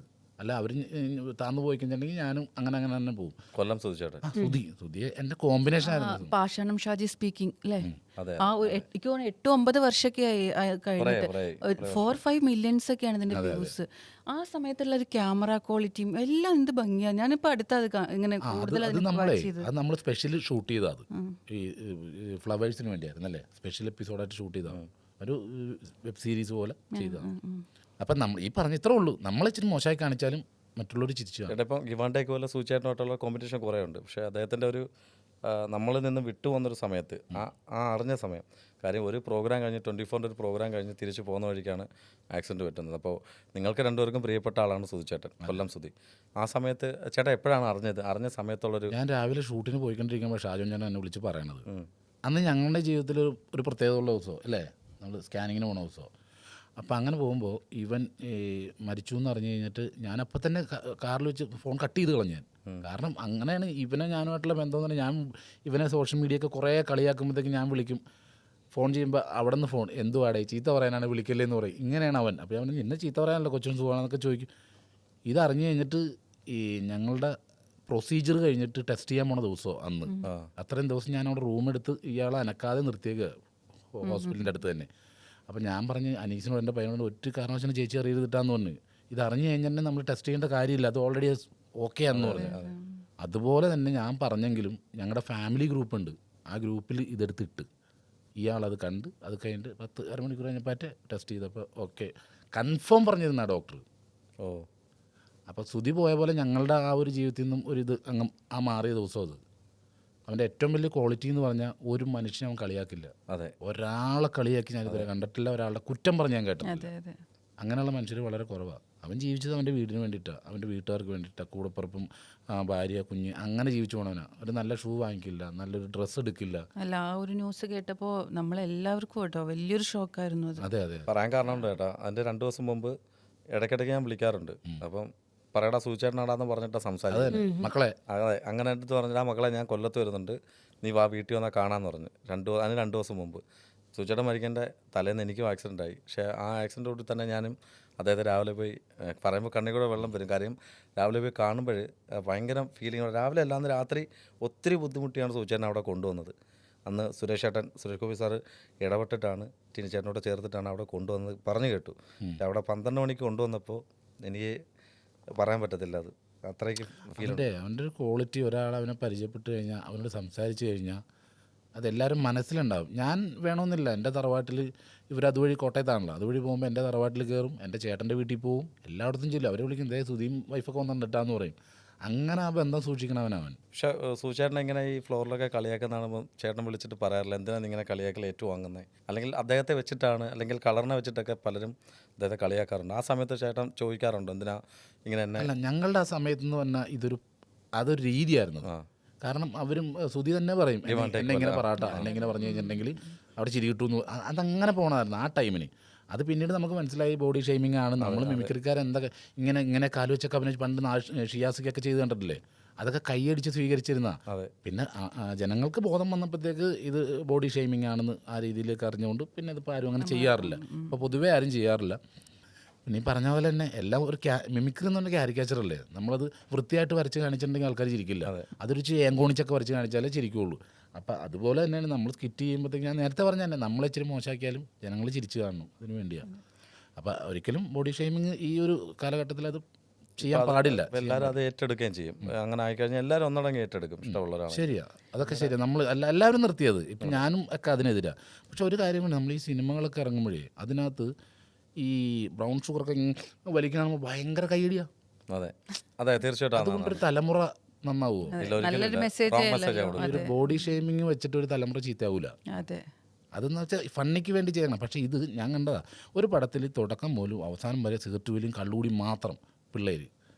അതൊക്കെ യുവതലമുറക്ക് എന്താ കൊടുക്കുന്നത്? അതൊന്നും ഒരു റോങ് മെസ്സേജ് ആരവത്തോട് സ്വീകരിക്കണം. അതെ, ഒരിക്കലും ബോഡി ഷേമിങ് പക്ഷേ ചെയ്യാൻ ബോഡി ഷേമിങ് ഏറ്റെടുക്കുന്ന മറ്റു ചില സോഷ്യൽ മീഡിയയിലെ കുറച്ച് ആൾക്കാരാണ്. ഇങ്ങനെയുള്ള ആൾക്കാരല്ല, പടത്തെ സ്വീകരിക്കുന്ന ആൾക്കാരല്ല, ഇതിനു വേണ്ടി ഇരിക്കുന്ന ഒരു ആൾക്കാർ ജനങ്ങളുണ്ട്, കൂട്ടങ്ങളുണ്ട്. ഇപ്പൊ ഇന്നാളെ ബോഡി ഷേമിങ് ഇല്ലായിരുന്നെങ്കിൽ ചാക്യാർ കൂത്തുകൊണ്ട് കല ഉണ്ടാവുമോ? ഇല്ല, അത് ബോഡി ഷേമിങ് ആണല്ലോ ഫുള്ളാണ്. അതെ അതെ അതെ, അത് ഏത് കാലത്ത് അല്ലേ? ഇപ്പോഴും അത് ചെയ്യുന്നുണ്ട്. അത് ചന്ദനമൊക്കെ തൂത്ത് ഇങ്ങനെ ഒന്നും ചെയ്യുന്ന കാരണം കുഴപ്പമില്ല. അത് ലൈവായിട്ട് ഇരിക്കുന്നവരെ കളിയാക്കാറുണ്ട്. തീർച്ചയായിട്ടും ഉണ്ട് അത്. ഒന്ന് എണീറ്റ് നടന്നു പോകുമ്പോൾ അവരെ കുറിച്ച് അല്ലേ, കളറിനെ കുറിച്ച് എല്ലാം പറയും, നടന്നു പോകുമ്പോൾ അത് പറയും. പക്ഷെ ആസ്വദിക്കുന്ന രീതി മാറി. അതെ, നമ്മൾ ജനങ്ങൾ ആസ്വദിക്കുന്ന രീതിയൊക്കെ മാറിയിട്ട് പുതിയ പുതിയ വേർഷനിലേക്ക് മാറിയപ്പോൾ നമ്മളതുപോലെ പോവുക. ബോഡി ഷേമിങ് ചെയ്യാതിരിക്കുക. ഞാൻ ചെയ്യേണ്ടെന്നുള്ള അഭിപ്രായക്കാരനാണ്. ഞാൻ ഒരിക്കലും ട്രാൻസ്ജെൻഡറിനെ വെച്ചിട്ട് ഞാൻ കളിയാക്കി ചെയ്തിട്ടില്ല പ്രോഗ്രാം. ഇല്ലേ, ഒരാൾ ഞാൻ അങ്ങനെ വെച്ചിട്ട് അങ്ങനെ ഒരു ഐറ്റമേ ഞാൻ ചെയ്തിട്ടില്ല. അപ്പം കണ്ടിട്ടില്ല, എനിക്ക് ഓർമ്മയില്ല. ഒരാളെ കളിയാക്കുമ്പോഴത്തേക്ക് അവർക്കും കൂടി ഇഷ്ടപ്പെടണം. അവർക്കും കൂടി ഇഷ്ടപ്പെടുന്ന രീതിയിൽ കളിയാക്കിയാലാണ് അത് തമാശയാവുള്ളൂ, അല്ലെങ്കിൽ ദ്രോഹമാവും. അത് നമ്മൾ മനസ്സിലാക്കാം. നമ്മളിത്ര ഇരുന്ന് പറയണമെങ്കിലും ഒരു കാലഘട്ടത്തിൽ നമ്മൾ ഇങ്ങനെ തന്നെ പറഞ്ഞുകൊണ്ടിരുന്നത്. അത് ഇതുപോലെ അതെ, ഞങ്ങൾ കഴിഞ്ഞ ദിവസം ചേട്ടയുടെ കുറേ സ്കിറ്റൊക്കെ എടുത്ത് കണ്ടപ്പോഴേക്കും ഇവർ അതേപോലുള്ള തമാശകളൊക്കെ കണ്ടിരുന്നത്. അന്ന് ആൾക്കാരത് ഭയങ്കര ഇങ്ങനത്തെ പക്ഷെ എനിക്ക് തോന്നുന്നത് ഇപ്പോഴത്തെ കോമഡിയിൽ കുറേ വൾഗാരിറ്റി വന്നിട്ടുണ്ട്. ഉത്സവപ്പറമ്പിൽ പോയാലും വൾഗാരിറ്റി ഇപ്പം മിമിക്രിക്കാർക്കെതിരെ കുറവാണ് ഇപ്പോൾ ആൾക്കാർ ബുക്ക് ചെയ്യുന്നത്. പക്ഷേ ചേട്ടൻ കളിക്കുന്ന സമയത്ത് വൾഗാരിറ്റിയിലല്ല ചേട്ടൻ നിൽക്കുന്നത്. ചേട്ടൻ അങ്ങനെയല്ല നിൽക്കുന്നത്, ഷൂഷു എന്ന് വിളിക്കുന്നതും ഇങ്ങനെ കണക്ക് പോലെ, അല്ലെങ്കിൽ ചേട്ടൻ്റെ ഒരു മാനറിസം ഉണ്ട്, അതിലൂടെയാണ് പോയിക്കൊണ്ടിരുന്നത്. പക്ഷേ ഇപ്പോഴത്തെ ഒത്തിരി വ്യത്യാസം വന്നിട്ടില്ല ചേട്ടാ. ഇപ്പോൾ ഉത്സവപ്പറമ്പിൽ പോലും മ്ലേച്ഛമായിട്ടുള്ള മീൻസ് അതായത് ഡബിൾ മീനിങ്ങിലുള്ള വാക്കുകളൊക്കെ വരുന്നുള്ള എന്നോട് പറഞ്ഞ് ഞാൻ പറയില്ല എന്ന് പറയും. ഞാൻ ഇപ്പോൾ തിരുവനന്തപുരത്ത് പരിപാടിക്കാരെങ്കിലും കൂടെ ഞാൻ ഗസ്റ്റായിട്ട് ചെയ്യുന്ന ഒരു സ്കിറ്റ് കളിക്കണേ ഇത് പറഞ്ഞ ഞാൻ പറയില്ല എന്ന് പറയും. കാരണം ഈ ഇരുന്ന് കാണുന്ന എൻ്റെ അമ്മയും സഹോദരിയൊക്കെ അവരോട് ഞാൻ പറഞ്ഞ എൻ്റെ പെങ്ങളോട് പറഞ്ഞ പോലെ ആവൂലേ. ഡബിൾ മീനിങ് അത് തന്നെയാണ്, കറക്റ്റാണ്. അത് പക്ഷേ അന്നൊരു അഭിപ്രായം ഉണ്ടാവും, ഭയങ്കര ചിരിയും കൈയടിയൊക്കെ ആയിരിക്കും. പിറ്റേ ദിവസം ഒരു അഭിപ്രായം ഉണ്ടാവും. അതാണ് ശരിക്കുള്ള പ്രോഗ്രാമിൻ്റെ അഭിപ്രായം. ഞാനും വൈഫും കൂടി ഒരു പരിപാടി കാണാനായിട്ട് കൊണ്ടുവന്ന് നിർത്തിയിട്ട് എക്കത്തിനും തെറി. അപ്പോൾ ഈ പുള്ളിക്കാരത്ത് ഇങ്ങനെ ഇരിക്കുന്നുണ്ട്, ഇതൊന്നും മനസ്സിലാവണില്ല. അപ്പം ഞാൻ എന്താ പോവാന്ന് ചോദിച്ചു. എനിക്ക് നാണായിട്ട് പാടണം ഇരിക്കുന്നിടത്തൊക്കെ എന്നിട്ട് അവസാനം ഞങ്ങൾ എണീറ്റ് പോകുന്നു. പകുതിയായ പോണ വഴിയെ ചോദിക്കണം അതെന്തിനാ എനിക്ക് പോകുന്നത്. അപ്പോൾ ഞാൻ ഇങ്ങനെയൊക്കെ അതെന്താ കുഴപ്പം അത് പറയണേന്, ഇതൊന്നും അറിയില്ല. പക്ഷെ നമ്മളൊരു കലാകാരനാണ്, നമുക്കതൊരു ഇതായിട്ട് തോന്നും. പക്ഷെ എനിക്ക് മനസ്സിലായില്ല, എനിക്കത് അതിലൊരു വേറൊരു മീനിങ് ഉണ്ട് എന്നുള്ളത് എനിക്കറിയില്ല. കോമഡിയായിട്ട് തന്നെ കണ്ടു അവിടെ. പക്ഷേ അത് ചേട്ടൻ പറഞ്ഞപ്പോൾ അയ്യോ അത് അങ്ങനെ ആയിരുന്നോന്ന് ഞാൻ ചിന്തിച്ചത് ആ സമയത്താ ചിന്തിച്ചത്. പിന്നെ അതുമല്ല ഞാൻ കുറച്ച് ട്യൂബ് ലൈറ്റും കൂടി ആയതുകൊണ്ട് പിന്നെ അത് നമുക്കുള്ള കുറവുകൾ നമ്മൾ ചേട്ടൻ പറഞ്ഞതാ. ചേട്ടൻ പറയണ ചിലപ്പോ എനിക്ക് മനസ്സിലാവാറില്ല. പിന്നെ അടുക്കള പോകുമ്പോ അങ്ങനെ എനിക്ക് തോന്നുന്നു ഷാജേട്ടൻ തന്നെ പറഞ്ഞതായിരിക്കും ട്യൂബ് ലൈറ്റ് ആണ് അല്ലേ. ചിലതൊക്കെ പറയുമ്പോഴേക്കും എനിക്ക് മനസ്സിലാവില്ല. ഞാൻ പിന്നീട് ചിലപ്പോൾ അത് പറഞ്ഞു പോയാൽ ചിലപ്പോൾ എനിക്ക് മനസ്സിലായി ഇനി അത് ആൾക്കാരുടെ മുമ്പിൽ വെച്ചിട്ട് ചോദിക്കാൻ പാടില്ല എന്ന് എനിക്ക് മനസ്സിലായിട്ടുണ്ട്. ചിലതൊക്കെ ഞാൻ ചോദിച്ചിട്ടുണ്ട്, അതെന്താ പറയണേന്ന് ഞാൻ ചോദിച്ചിട്ടുണ്ട്. യൂഷ്വലായി അത് നമുക്ക് യൂസ്ഡ് ആയി. ഇത് ചേട്ടനൊരു കാര്യം ഞാൻ പറഞ്ഞു. ഞങ്ങൾ അന്ന് വീട്ടില് ക്രിക്കറ്റ് മാച്ച് പിന്നെ നമ്മള് മാഫ് ഫൈറ്റേഴ്സിന് വേണ്ടി ചേട്ടൻ്റെ ടീമിൽ കളിക്കാൻ വേണ്ടി വന്നു. അപ്പോൾ കളി കഴിഞ്ഞ് വീട്ടിൽ ഞങ്ങളെല്ലാവരും കൊണ്ട് പോയപ്പോൾ അവിടെ പെറ്റ്സിൻ്റെ ഒരു കൂട്ടം തന്നെയാണ് അവിടെ ഉള്ളത്. അവിടെ അത് ഇഷ്ടമാണെന്നുള്ള എല്ലാവർക്കും അറിയാം. പക്ഷെ അതിൽ കൂടുതൽ ഞാൻ വേറെ സംഭവം കണ്ടു. ഇത്രയും ആൾക്കാർ വന്നിട്ടും ഒരു ആർട്ടിസ്റ്റ് എന്നുള്ള രീതി അല്ലെങ്കിൽ ഒരു സിനിമാ നടൻ എന്നുള്ള രീതിയിലല്ലാതെ ഉള്ളി എടുക്കുന്നു, ചിക്കൻ എടുക്കുന്നു, അതെല്ലാം എടുത്ത് ചെയ്യുന്നു. ഇടയ്ക്കിടയ്ക്ക് പെണ്ണെ വെളിയും കേൾക്കുന്നുണ്ട് ഈ ഫോണിലൂടെ. അത് അന്നേരം എനിക്ക് മനസ്സിലായി നല്ലോണം മിസ് ചെയ്യുന്നുണ്ടെന്ന്. അപ്പം ചോദിച്ചു ഹോസ്പിറ്റലായിരുന്നു പറഞ്ഞു. ഞാൻ ട്രീറ്റ്മെന്റിന് വേണ്ടി ഒരു 15 ദിവസം ഞാൻ മാറി നിന്നായിരുന്നു പറഞ്ഞു. ഞാൻ മാറി നിൽക്കൽ ഒരു ദിവസം ഞാൻ കണ്ട് അനുഭവിച്ചു ആ ചേട്ടൻ്റെ ഒരു വേദന. ചേട്ടാ ആ സമയത്ത് നമ്മൾ ആ കളിക്കുന്ന ആ രാത്രിയിൽ ചേട്ടാ കുറേ കാര്യങ്ങൾ സംസാരിക്കുകയുണ്ടായി. അപ്പോൾ ചേച്ചിയെടുത്ത് വിളിച്ച് ഇങ്ങനെ വിശേഷങ്ങൾ എങ്ങനെയുണ്ട് ചോദിച്ചുകൊണ്ടിരിക്കുകയായിരുന്നു. അപ്പോൾ ആ സമയത്തൊക്കെ ഒരു പ്രതീക്ഷ, അതായത് കുഞ്ഞിനുള്ള പ്രതീക്ഷയിലാണ് പോയത്. അതാണ്, അത് എപ്പോഴും ഉള്ളതാണ്. നമ്മൾ ആ ഒരു പ്രതീക്ഷ വെച്ചിട്ടാണുള്ളത് മുമ്പോട്ട് കൊണ്ടുപോകുന്നത്. അപ്പോൾ ഓരോ പ്രാവശ്യം ഇല്ലെന്നാകുമ്പോഴത്തേക്ക് അത് ഇങ്ങനെ എന്താണെന്ന് വെച്ചാൽ ഞാൻ തന്നെ വന്ന് പറയണേ ഇദ്ദേഹത്തിനടുത്ത്.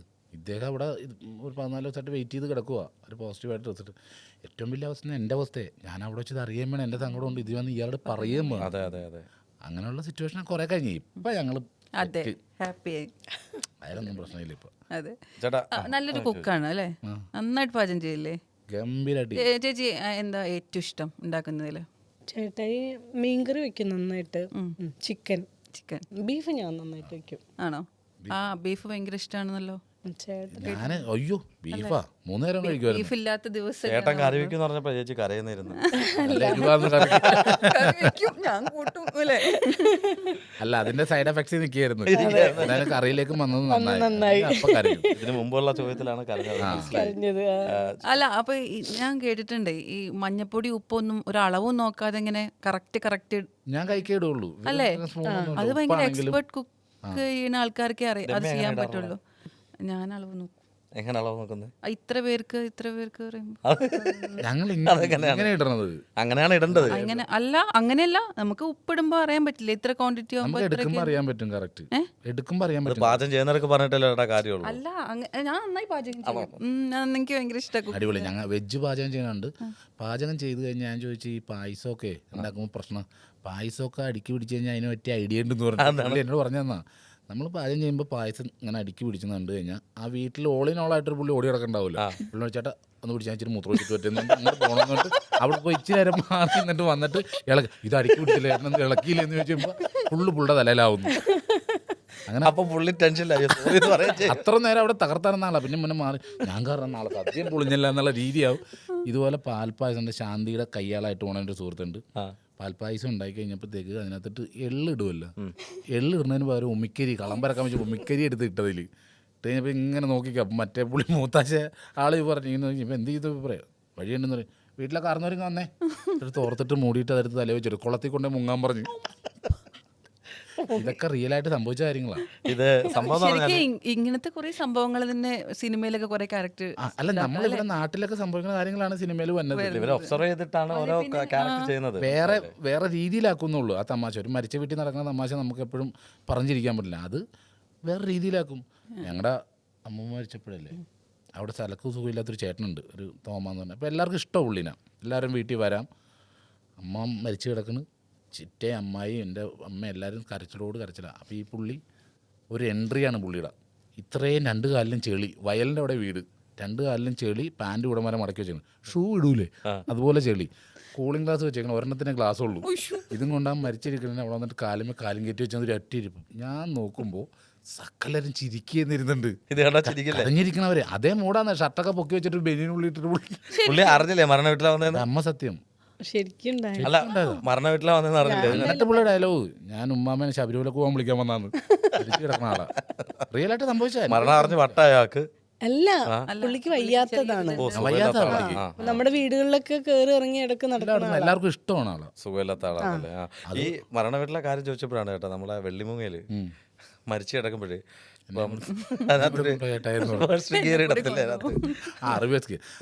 ശരിക്കും സംഭവിച്ച ഗുപ്തായിരുന്നു പാട്ട്.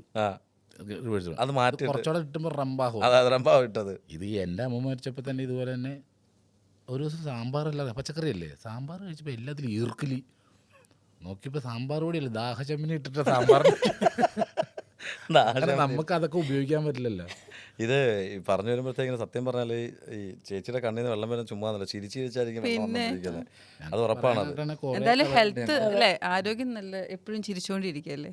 ഫാമിലിയിൽ തന്നെ കുറെ സംഭവങ്ങൾ അതൊക്കെ ഞങ്ങൾക്ക് അങ്ങനെ പറയാൻ പറ്റില്ലാത്ത. ശരിക്കും നിങ്ങൾ എല്ലാവരും കൂടി കൂടുന്ന സമയത്തൊക്കെ നല്ല രസമായിരിക്കും. എല്ലാവരും കൂടി കൂടുന്ന സമയത്ത് വീട്ടില് ഉത്സവമാണ് നമുക്കത്.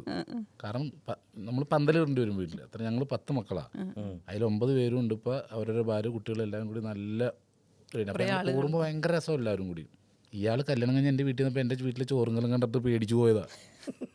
ചേട്ടാ എത്രാമത്തെ ആളാണ്? ഞാൻ 7ാമത്തെ ആള്. അപ്പോൾ ബാക്കി ആ 6 പേരുടെയും കല്യാണം കഴിഞ്ഞാൽ അത്രയും ആൾക്കാർ ആ സമയത്തുണ്ട്. അപ്പോൾ അത്രയും ചോറ് വേണ്ടി വരത്തില്ല അവിടെ? അതാ പറഞ്ഞ ഈ കലം കണ്ടപ്പോൾ ഞെട്ടിപ്പോയിന്നേ. ഈ ഇത്രയും ആൾക്കാരോട് എങ്ങനെയാണ് കേട്ടോ ഒരു വീട്ടിൽ ഇപ്പം ആ സമയത്ത് ഭയങ്കര ബുദ്ധിമുട്ടാണ്? എൻ്റെ അച്ഛനും അമ്മയെന്ന് പറഞ്ഞാൽ അങ്ങനത്തെ ഉള്ള ആൾക്കാരാണ്. ഈ കർഷക തൊഴിലാളിയാണ്. അമ്മ ആക്രി പറക്കുമായിരുന്നു. അതുകാരം എന്നെ മൂത്തേട്ടൻ പടത്ത് നിർത്തിയിട്ട് അമ്മയുടെ കൂടെ ജോലിക്ക് പോകുമായിരുന്നു. കാരണം ഞങ്ങളെല്ലാവരും നോക്കണ്ടേ.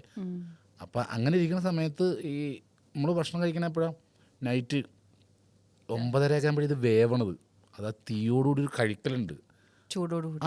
അതെല്ലാവരും കൂടി ഒന്നിച്ചാൽ ഈ പാത്രങ്ങളൊക്കെ ഇങ്ങനെ നിരത്തി വെച്ചിട്ട് മറ്റേ ഇത് അമ്പലത്തിൽ അന്നദാനം കൊടുക്കണ പോലെ ഇങ്ങനെ വെച്ച് അങ്ങനെയാണ്.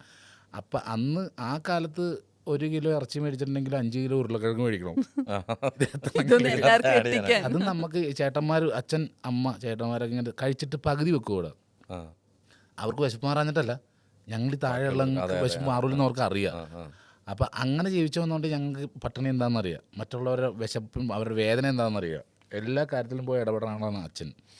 അപ്പോൾ ഇതൊക്കെ മനസ്സിലാവുന്നതുകൊണ്ട് നമുക്ക് ഒരു അന്നത്തിൻ്റെ കാര്യം ഇതൊക്കെ കറക്റ്റായിട്ട് അറിയാൻ പറ്റും, പട്ടിണി കിടക്കാൻ പറ്റും. ഇപ്പോഴും ഞാനിരിക്കുന്ന ഭക്ഷണം കഴിക്കാനിട്ടാ. ഇപ്പം കഴിച്ചിട്ടില്ല? ഇല്ലില്ല, ചോദിച്ചു. ഇല്ലാഞ്ഞിട്ടല്ല, സമയമില്ലാഞ്ഞിട്ട്. അതിവിടെ വരേണ്ട തിരക്കോട്ട് ഇവിടെ വരണം, ഇല്ലാഞ്ഞിട്ടാന്ന് ഞങ്ങൾ വിശ്വസിക്കത്തില്ല ഇനിയിപ്പോൾ. അല്ല അങ്ങനെയല്ല പറഞ്ഞത്, ഹോസ്പിറ്റലിൽ പോകണം.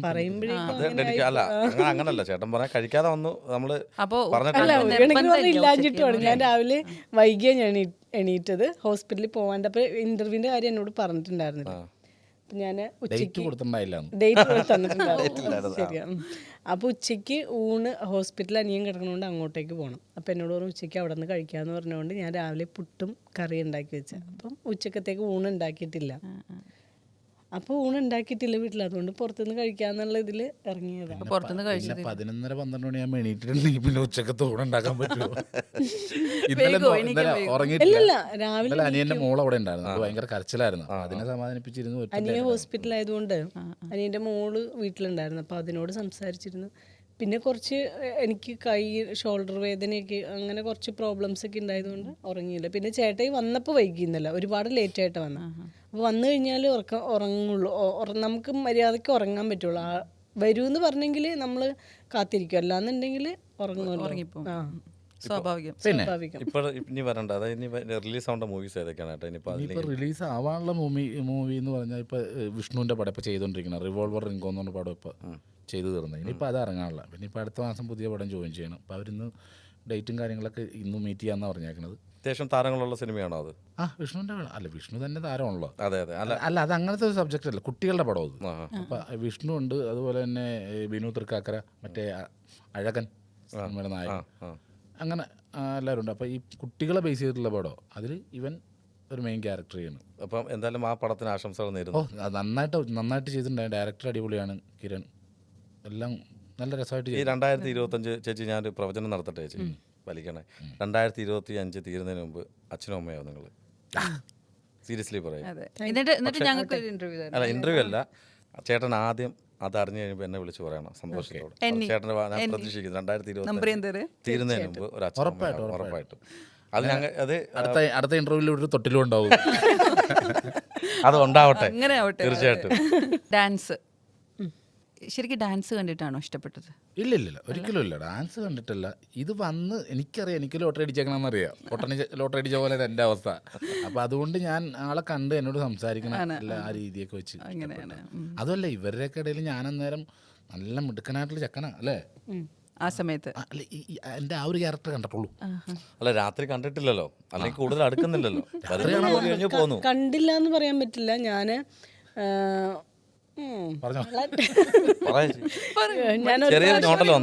അതെ, ഞാൻ ഡാൻസ് ക്ലാസ്സിലേക്ക് വരുമായിരുന്നു. ഡാൻസ് അപ്പം ശനി ഞായറും ക്ലാസ് ഉള്ളത്. അപ്പോൾ ഒരു ദിവസം ഞാൻ വൈകിയ വന്നു. ഉച്ചയ്ക്ക് ഡാൻസ് ക്ലാസ് 2 മണിക്കായിരുന്നു. അപ്പോൾ എനിക്ക് പകലെത്താൻ പറ്റില്ല, അതുകൊണ്ട് ഞാൻ ഉച്ചയ്ക്ക് വരും. ഉച്ചയ്ക്ക് ഒരു 1 മണി 1:30 ആയിട്ടുണ്ടാവും. ടൈമിൽ ബസ്സിൽ വരുമ്പോഴേക്കും ഞാൻ ബസ്സിൽ ഇറങ്ങാറായി, സ്റ്റോപ്പിൽ ഇറങ്ങാറായപ്പം എണീറ്റ് നിന്നിട്ട് നോക്കിയപ്പോഴും സൈഡിൽ കൂടെ കുറേ പേര് ഓടണ്, കയ്യിൽ ബാറ്റും പിന്നെ എന്താണ് വിക്കറ്റ് ഒക്കെ കൊണ്ട് ഓടുക, ഒരാളെ ഓടിച്ചിടുക ബസ്സിൽ ഞാൻ കാണുന്നത്.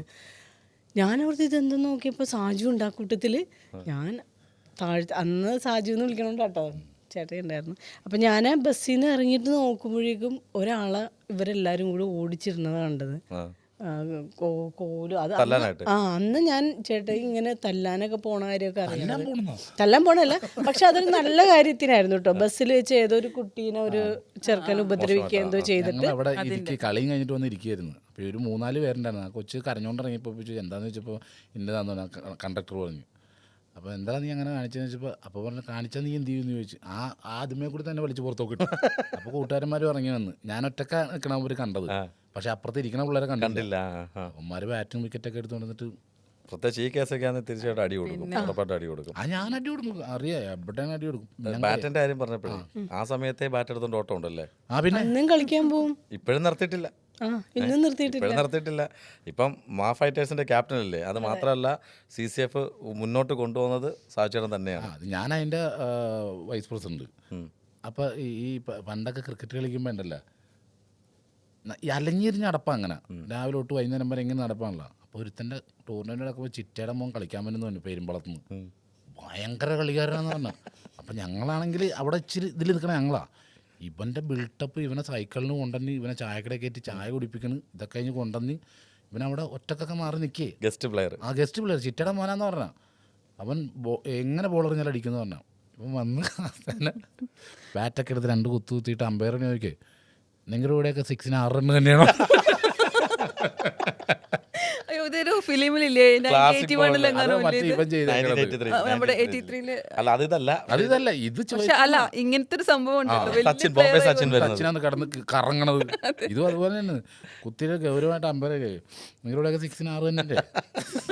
ആ സമയത്ത് അമ്പയർ തന്നെ കിളി പറഞ്ഞാണല്ലോ ആ സമയത്ത്. ഒരുത്തന് ഇതുപോലെ കളിക്കാൻ ചെന്നിട്ട് ഫസ്റ്റ് ബോളിൽ ഔട്ടായി. അപ്പോൾ ഇങ്ങനെ നടന്നു വരുവാ. അപ്പം ഞങ്ങൾ പറഞ്ഞു അവനാ അവരുടെ മെയിൻ ബോളറെന്ന് പറഞ്ഞു. നേരത്തെ പറയണ്ട, അടിച്ച് ഞങ്ങൾ ഫസ്റ്റ് അവൻ്റെ ഔട്ടായിട്ട് പറയല്ലേ, നേരത്തെ പറഞ്ഞത് അടിച്ചേരാന്ന്. അതുപോലെ ഏട്ടാ, നമ്മളിപ്പം ഈ CCF കളിക്കുമ്പോൾ പല സെലിബ്രിറ്റീസും കളിക്കാൻ വരുന്നുണ്ട് അവിടെ. ഇപ്പോഴും കളിച്ചുകൊണ്ടിരിക്കുകയാണ്. ഇപ്പം എനിക്ക് തോന്നുന്നു കഴിഞ്ഞ 2 മാസം മുമ്പ് തീർന്നു അല്ലേ? തീർന്നു. ക്രിക്കറ്റിനോട് അത്രയും ഹരമാണോ? ഹരമാണോന്നാ. ഞാൻ ഈ സമയത്ത് കല്യാണം കഴിച്ചിട്ടും ക്രിക്കറ്റ് കളിക്കാൻ പോകുന്നു. എന്നിട്ട് ഈ പിള്ളേർ പണിക്ക് പോകണമെന്ന് എൻ്റെ ജേഴ്സി മടക്കി വെയിലിട്ട് പുറത്ത് കൊണ്ടുവന്ന് വെച്ചേക്കും എടുത്തുകൊണ്ട് പോയിട്ട് എന്നെ ചീത്തയാക്കി പറഞ്ഞത്. അതെ, എപ്പോഴും നല്ലതാണ് ആശി.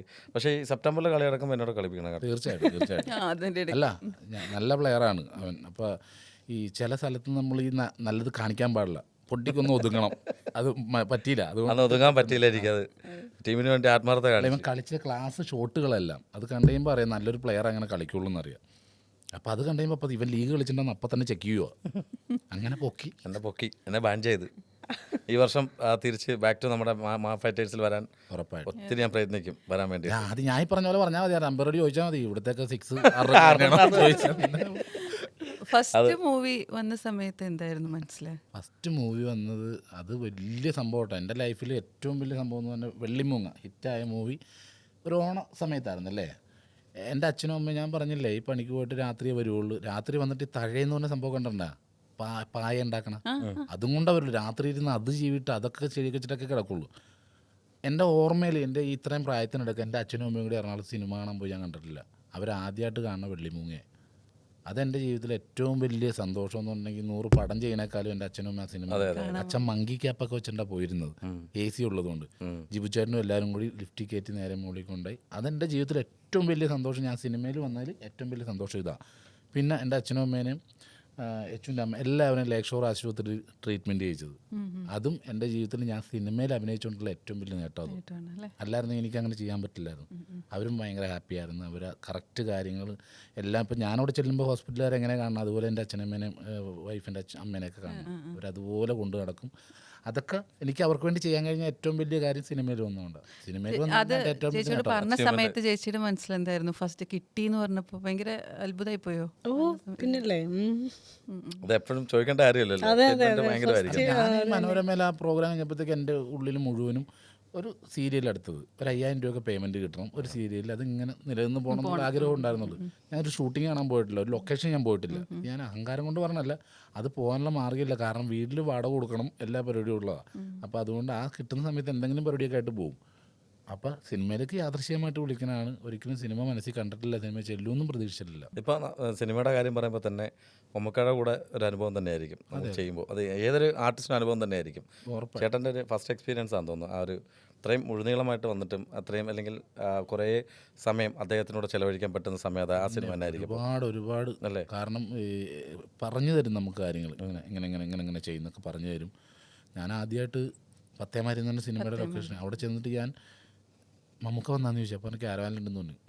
അപ്പോൾ ഞാൻ അവിടെ നിന്ന് ബക്കറ്റിൽ തുണി എടുത്തിട്ട് പോണൊരു ഷോട്ടാണ്, റിഹേഴ്സൽ ചെയ്യുക. നേരെ വാതിലിനോടൊപ്പം ഇങ്ങനെ കയ്യും കുത്തി നിൽക്കുക. അപ്പോൾ നോക്കിയിട്ട് ഗുഡ് മോർണിംഗ് സാർ, എൻ്റെ കയ്യിൽ നിന്ന് പോയിട്ട് എന്തൊക്കെ പറഞ്ഞതെന്ന് എനിക്കറിയാം, പറയാൻ പറ്റുന്നില്ല, ഒന്നും പറയാൻ പറ്റില്ല എന്ന് പറഞ്ഞ് നേരെ ഇങ്ങ് വന്ന്. അപ്പോൾ ഫസ്റ്റ് ഷോട്ടാണ് ഇത്. ഇത്രയും വലിയ ഡയലോഗാന്നേ ഫസ്റ്റ് എനിക്ക്.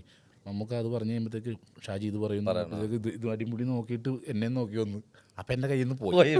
പിന്നെ പറഞ്ഞപ്പോഴത്തേക്ക് ഓക്കെ ആയിരുന്നു. ഓക്കെ അപ്പോൾ എന്നോട് ഇങ്ങോട്ട് പറഞ്ഞു തന്നു അതൊരു പ്രസംഗത്തിൻ്റെ മൂടി പറയാം, യാത്രയാക്കണം അങ്ങനെ പറയാൻ പറഞ്ഞു. അങ്ങനെ പറഞ്ഞപ്പോൾ ഓക്കെ. പിന്നെ അത് കഴിഞ്ഞിട്ട് കുറേ നാൾ കഴിഞ്ഞിട്ടാണ് ഭാസ്കർ റാസ്കറിൻ്റെ ഷൂട്ടാണ്. അപ്പോൾ അവിടെ ലൊക്കേഷൻ ഞാനും കൊല്ലം സുധിയും കൂടെ മാറി നിൽക്കുകയെ. അപ്പോൾ സിദ്ദിഖ് സാർ മമ്മൂക്ക് വന്നപ്പോൾ എല്ലാവരെയും പരിചയപ്പെടുത്തി. ഇത് പാഷാൻ ഷാജി, ഇത് സുധി പോലെ നമുക്ക് പറഞ്ഞു ഞാൻ ഇദ്ദേഹത്തിൻ്റെ കൂടെ അഭിനയിച്ചിട്ടുണ്ട്, പുള്ളി മറന്നു പോയിട്ടാന്ന്. അയ്യോ അങ്ങനെ പറഞ്ഞോ? അതായത് ഡൗൺ ടു എർത്ത് ആയിട്ടാണ് സംസാരിക്കുന്നത് എപ്പോഴും. അത് ചോദിച്ചിട്ടുണ്ട്. എന്താ വെച്ചാൽ കണ്ണ് ആ, ഇല്ല ഇവനെ കല്യാണം കഴിച്ചതേ എനിക്ക് കണ്ണിന് കാഴ്ചയില്ലായിരുന്നോന്ന് വെച്ചിട്ടുണ്ട്. കണ്ണ് കാണാൻ വയ്യാതെ കല്യാണം കഴിച്ചതെന്ന് ഫോട്ടോ, ഇത് പറഞ്ഞൊരു ഫോട്ടോ ഇപ്പോഴും ഞങ്ങളുടെ കയ്യിൽ ഇരിപ്പുണ്ട്. സൂക്ഷിച്ച്. ഞാനും ചിരിക്കണം, മമ്മൂക്കയും ചിരിക്കണം. ഇത് ചൂണ്ടി പറയണത് ഏറ്റവും പലരും പലരെ കുറിച്ചും പറയും, ഒന്നും അറിയാതെ ആരെങ്കിലും കേട്ടുവോന്ന് ചോദിച്ചു. അടുത്തറിയാതെയാണ് പലരെ കുറിച്ചും പല ഗോസിപ്പുകൾ ഉണ്ടാവുന്നത്. മമ്മൂക്കയെ കുറിച്ചും അങ്ങനെയാണ് ഗോസിപ്പുകൾ ഉണ്ടാവുന്നത്. ആരത്തും മിണ്ടില്ല, ജാടയാണ്, അങ്ങനെയൊക്കെയുള്ള പോലെ സംസാരങ്ങൾ വരാറുണ്ട്. അയ്യോ ഫുൾ ടൈം സംസാരിച്ചുകൊണ്ടിരിക്കും. അതെ അതെ. കോമഡീസ് വാന്ന് പറഞ്ഞ് പിടിച്ചിരുത്തിയിട്ട് എപ്പോഴും തമാശ പറയുള്ളൂ. നല്ല നല്ല കൗണ്ടർ. ചേട്ടാ അത് അടുക്കുമ്പോഴല്ലേ ചേട്ടാ എല്ലാവർക്കും അറിയത്തുള്ളൂ. ആരെയും കുറിച്ച് അങ്ങനെ. പിന്നെ ചിരിക്കാൻ ഒരുപാട് ഇഷ്ടമുള്ള ആളാണ്. അതെ അതെ. ചില ഞങ്ങളന്ന് വിളിച്ചിട്ട് ഫോട്ടോ എടുക്കുകയും ചെയ്തത്. അതെല്ലേ. ഷാജി ഫോട്ടോ എടുത്തിട്ട് ഒരു ഫോട്ടോ എടുക്കാന്നില്ലേ? അല്ല ഞങ്ങൾക്ക് അന്ന് അവിടെ നിന്നിരുന്നവരിങ്ങനെ എടുക്കാൻ സമ്മതിക്കുന്നുണ്ടായിരുന്നില്ല.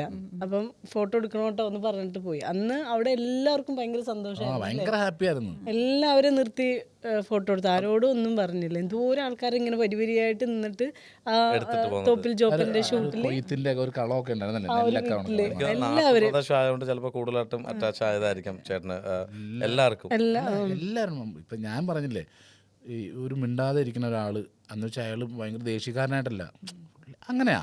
പക്ഷെ അവരുടെ ഉള്ളിൽ ഭയങ്കര സ്നേഹം ഉണ്ടാവും, നന്മ ഉണ്ടാവും. അതെ അതെ.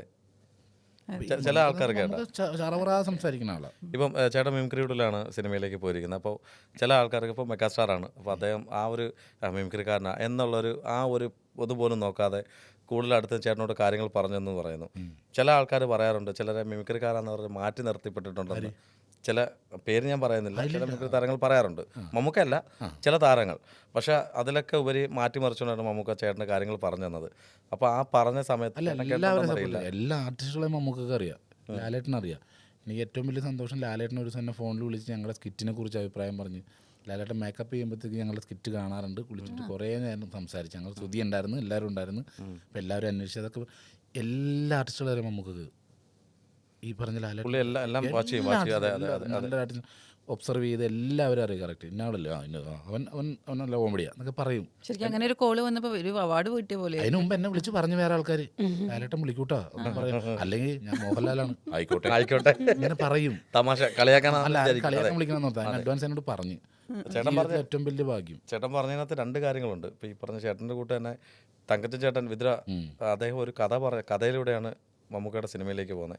ഒരു അമേരിക്കൻ പ്രസിഡൻ്റെ കഥ പറഞ്ഞിട്ടാണ് സിനിമയിലേക്ക് പോകുന്നത്. ആ കഥയിലൂടെയാണ് മറ്റേ അദ്ദേഹത്തിൻ്റെ ഇത് ഒരു മൂവി ഉണ്ടായിരുന്ന ഒരു ജയിലിൽ വെച്ചിട്ടുള്ളൊരു സിനിമ, മമ്മൂക്കയുടെ പേര് എനിക്ക് കിട്ടുന്നില്ല പെട്ടെന്ന്. അതിനകത്ത് നല്ലൊരു കഥാപാത്രം തങ്കച്ചൻ ചേട്ടന് മമ്മൂക്ക വിളിച്ചിട്ടാണ് കൊടുത്തത് പറഞ്ഞു കേട്ടിട്ടുണ്ട്. അപ്പോൾ മിമിക്രിക്കാരെ തള്ളിക്കളയാത്ത ഒരാളാണെന്നുള്ളത് മനസ്സിലാക്കാനകത്ത്. അങ്ങനെയൊന്നുമില്ല. ഇത് ഒരു ആർട്ടിസ്റ്റിനെ വിളിച്ചിട്ട് എടുത്തു പറഞ്ഞ് ഇന്ന ആളെ വേണമെന്നുണ്ട് ആ ആർട്ടിസ്റ്റിനെ ബുക്ക് ചെയ്ത് ഫസ്റ്റ് ത്രൂ ഔട്ട് വേഷം മമ്മൂക്കയുടെ പടത്തിൽ തോപ്പി ജോപ്പൻ ഞങ്ങളെല്ലാവരും ഉള്ള പടം. ഈ ആർട്ടിസ്റ്റ് എന്ത് ചെയ്ത് സിനിമയിൽ അവസരം കിട്ടിയപ്പോൾ ചെലവ് ചെയ്തു, എല്ലാവർക്കും പാർട്ടി നടത്തി കിടന്നുറങ്ങിപ്പോയി. പിറ്റേ ദിവസം ഉച്ചയായിട്ടും വിളിച്ചിട്ട് വന്നില്ല, വേറെ ആർട്ടിസ്റ്റിനെ വെച്ച്. അത് മമ്മൂക്ക നേരിട്ട് പറഞ്ഞെങ്കിൽ അത് അത്രയും എല്ലാവരും കാണുന്നുണ്ട്, എല്ലാ പ്രോഗ്രാം കാണുന്നുണ്ട്. ചേട്ടാ ഇപ്പോൾ പറഞ്ഞ ആർട്ടിസ്റ്റ് ആരാന്ന്? അല്ല അത് ആ ആർട്ടിസ്റ്റ് മനസ്സിലായി. അല്ല ഞാൻ പറഞ്ഞത് പരോൾ എന്നുള്ള മൂവിയിലാണ് തങ്കച്ചേട്ടൻ റെക്കമെൻഡിലൂടെ കൊണ്ടുവന്നത്, അദ്ദേഹം കൊണ്ടുവന്ന സിനിമയിൽ. അത് ആ കഥയിലൂടെ വന്നത്. അപ്പം ഞാൻ ചേട്ടൻ എല്ലാവരും സപ്പോർട്ട് ചെയ്യും. നമ്മളിപ്പോൾ ഒരു സ്കിറ്റ് കാണുകയാണെങ്കിൽ ഇരുന്ന് എൻജോയ് ചെയ്യണ കാണാം. ഒരു അവാർഡ് നൈറ്റ് വരുവാണെങ്കിൽ നമ്മൾ സ്കിറ്റ് കളിക്കുമ്പോഴൊക്കെ നമുക്ക് ലാലേട്ടനൊക്കെ ഇരുന്ന് എൻജോയ് ചെയ്യും, ആസ്വദിക്കുന്ന ആളാണ്. അതെ അതെ അതെ. അങ്ങനെ എൻ്റെ അറിവിൽ എൻ്റെ കാഴ്ചപ്പാടിൽ അങ്ങനെ മാറ്റി നിർത്തപ്പെട്ടതായിട്ടൊന്നും എനിക്കറിയില്ല കേട്ടോ. ഷാജേട്ടൻ എങ്ങനെ സിനിമയൊക്കെ കാണൂ? ഞാൻ കാണും, സിനിമ കാണും, ഇരുന്ന് കാണും. കൊറിയൻ പടം, സോംബി പടം, വെട്ട് കുത്ത് കൊലപാതക കഥ പോലും നോക്കൂല. ഇതാണ് ഇഷ്ടം എനിക്ക്. രാത്രി ആകുമ്പോഴത്തേക്ക് ഒരു പടം വെക്കും, ട്രൈപ്പോഡ് വെച്ചിട്ടുണ്ട് കട്ടിൻ്റെ അടുത്ത്, മൊബൈൽ വെച്ചിട്ട് ഒരു പടം വെക്കും. അപ്പോൾ രാത്രി ആകുമ്പോഴത്തേക്ക് ഫുള്ള് ഈ ഹൊറർ മ്യൂസിക്കൊക്കെ, കിടക്കാൻ നേരത്തെങ്കിലും ഒരു നല്ലത് വെച്ചിട്ട് കിടക്കാൻ പാടില്ലെന്ന് ചോദിക്കുന്നത്. എല്ലാ ദിവസവും കാണും. അത് ചിലപ്പോൾ ഇംഗ്ലീഷ് സിനിമ കണ്ട് കണ്ട് തീർന്നിട്ടുണ്ടാവും, ഇനി എന്തെങ്കിലും യൂട്യൂബിൽ ഇട്ടാലേ കാണാൻ പറ്റുള്ളൂ എന്നുള്ള സ്ഥിതിയാണ്. എന്നിട്ട് ആ ഇംഗ്ലീഷ് സിനിമ തമിഴിൽ കാണുന്ന അവസ്ഥ ഒന്ന് ആലോചിച്ച് നോക്കി. കണ്ടു കഴിഞ്ഞതാണ്, എന്നിട്ട് അതിന്റെ തമിഴ് കാണുന്നു, അതിന്റെ തമിഴ് വേർഷൻ കാണും. അപ്പൊ അതില് ഞാൻ കിടക്കുക. അന്ന് ഞങ്ങള് പിറ്റേ ദിവസം നമ്മൾ പോകാനായിട്ട് പോകാനെല്ലാം റെഡിയാക്കിയൊക്കെ വെച്ച് രാത്രി ദുബായിക്ക് പോകാനായിട്ട്. നേരത്തെ കിടന്ന് ഉറങ്ങാന്നൊക്കെ വിചാരിച്ചപ്പോഴത്തേക്കും ഞാനൊരു ഉറക്കം കഴിഞ്ഞ് നോക്കുമ്പോൾ കാപ്പാത്തുങ്കോ എന്ന് പറയുക. ഇത് നമുക്ക് പേടി ഒന്നിച്ചാ ഒരു പെണ്ണ് ഒരു focus ഇട്ടിട്ട് അങ്ങോട്ട് തിരിഞ്ഞു നിന്നിട്ട് കാപ്പാത്തുങ്കോ ഇങ്ങനത്തെ ഒരു മോഡുലേഷനിൽ പോയിക്കൊണ്ടിരിക്കുക. രാത്രിയല്ലേ ലൈറ്റൊക്കെ ഓഫ് ചെയ്ത് ഞാൻ കിടന്നുറങ്ങി കണ്ണുറന്ന് നോക്കുമ്പോൾ ഈ ഒരു അപ്പം ചേട്ടായി സിനിമ കാണുവാണോ ഇല്ലയോ എന്നുള്ള കാര്യം എനിക്കറിയില്ല. അപ്പം ഈ ഒരു സൗണ്ട് മാത്രമേ കാണൂ. ഭയങ്കര ദയനീയമായിട്ട് ഒരു പെൺകുട്ടിയുടെ ഒരു സൗണ്ടാണ് കാപ്പാത്തുങ്കോ എന്ന് പറഞ്ഞാൽ. ഞാൻ പെട്ടെന്ന് കണ്ണു തുറന്നിട്ട് ഇങ്ങനെ എത്തി നോക്കിയപ്പോഴേക്കും ഈ പുള്ളിക്കാരൻ അത് ഇംഗ്ലീഷ് സിനിമ ആരെയോ കാപ്പാത്തോ അല്ലയോ? നാളെ രാവിലെ പോകണ്ടല്ലേ, നിർത്തി പിറ്റേ ദിവസം രാവിലെ മുപ്പിലത്ത് കണ്ടു ഉറങ്ങുമ്പോ കാപ്പാത്തുങ്കോ അവിടെ നിന്ന് തുടങ്ങിയേക്കോ സിനിമ വീണ്ടും. അത് അപ്പോഴേക്കും ഓഫ് ചെയ്ത് കിടന്ന് ഞാൻ വെളുപ്പിനെ എണീറ്റപ്പോ വീണ്ടും കാപ്പാത്തക്കോ 2 പ്രാവശ്യം നിന്ന് പോയത്. പേടിയാ, ഭയങ്കര പേടിയാ, പ്രേതപ്പേടിയാ. ഒരു ദിവസം ബാത്റൂമിന്റെ ഡോറ് തുറക്കാൻ നിൽക്കുക. അപ്പം ഞാൻ ഡോറിന് പറ്റേ പോയി ഞാനിങ്ങനെ നിന്ന് ഇങ്ങനെ തുറക്കലും എന്നെ കണ്ടിട്ട് കൊള്ളാം. അനങ്ങിയില്ല കുറേ നേരത്തേക്ക്. ഈ സമയം ഇങ്ങനെയുള്ള കാര്യങ്ങൾ അല്ല അതിന് വേണ്ടിയിട്ട് എന്നും ദിവസം പിന്നെ ഹൊറർ ഫിലിം കാണും ചെയ്യും. അല്ലല്ല, ഇത് കഴിഞ്ഞിട്ട് ഒരു ദിവസം ഞാൻ പരിപാടി കഴിഞ്ഞൊരു 2 മണിയൊക്കെ ആയി വീട്ടിൽ ചെന്നപ്പോഴത്തേക്ക് ഇയാൾ വന്ന് അപ്പോൾ ഫുഡൊക്കെ തന്നിട്ട് ഞാൻ കിടക്കാൻ നേരത്ത് ലൈറ്റ് ഓഫ് ചെയ്തിട്ട് ഹലോ ഞാൻ ആരാന്ന് മനസ്സിലായ കളിക്കല്ലേ ഞാൻ രാജൊന്നുമില്ല കേട്ടാ, വൈറ്റിലേൽ വണ്ടി ഇടിച്ച് മരിച്ചൊരു സുഖമെന്ന് പറയും. ഇത് കേക്കലൊരു ഒറ്റ കരച്ചിൽ ആ ഏരിയയിലെല്ലാം വീട്ടിൽ ലൈറ്റിട്ട്. ഒരു ദിവസം ഈ പേടിപ്പിക്കുന്ന സ്ഥിരം പരിപാടിയാണ് കേട്ടോ. അതാണ് എൻ്റെ ക്യാരക്ടർ. അങ്ങനെ ഒരു ദിവസം ഞാൻ അവിടെ അടുത്ത് ഷൂട്ട് നടക്കുക, അപ്പോൾ വൈകിപ്പോയി. അപ്പോൾ ഇയാൾ ഇതൊക്കെ കേട്ടിട്ട് പേടിച്ചിരിക്കണാണ്. ഞാൻ ചെല്ലുമ്പോൾ ആളെ കാണാനില്ല. ലൈറ്റ് ഇട്ടപ്പോൾ കട്ടിലിന് മൂലക്കിരിക്കണം. ഒരു കയ്യിൽ കൊന്ത, മറ്റേ കയ്യിൽ കൃഷ്ണൻ, മടിയിൽ ബൈബിളും വെച്ചിട്ട് ഇങ്ങനെ ഇരിക്കേ, പേടിച്ച് വിറച്ചോണ്ട്. അത് പേടിപ്പിച്ചിട്ടില്ല, പിന്നെ പേടിപ്പിച്ചിട്ടില്ല. ചേട്ടാ ഇനി റിക്വസ്റ്റ് പേടിപ്പിക്കല്ലേ? ഇല്ല. ഈ ടോയ്ലറ്റിന്റെ പുറത്തേക്ക് ഇറങ്ങില്ലേ, അതായിരുന്നു ലാസ്റ്റ് പേടിപ്പിക്കല്. അത് പേടിച്ച് ആളും പേടിച്ചു പോയി. ഞാൻ പെട്ടെന്ന് എൻ്റെ ഹാർട്ട് നിന്ന് പോയ പോലെ ആയിപ്പോയി. പെട്ടെന്ന് തന്നെ പിടിച്ച് കട്ടിലേക്ക് സംഭവിക്കാം. അതോടുകൂടി വന്നിട്ടേ പുറത്ത് വന്നിട്ട് ജനലേ കൂടി മാന്തു അങ്ങനെയൊക്കെ ചെയ്യും എൻ്റെ സ്വഭാവം.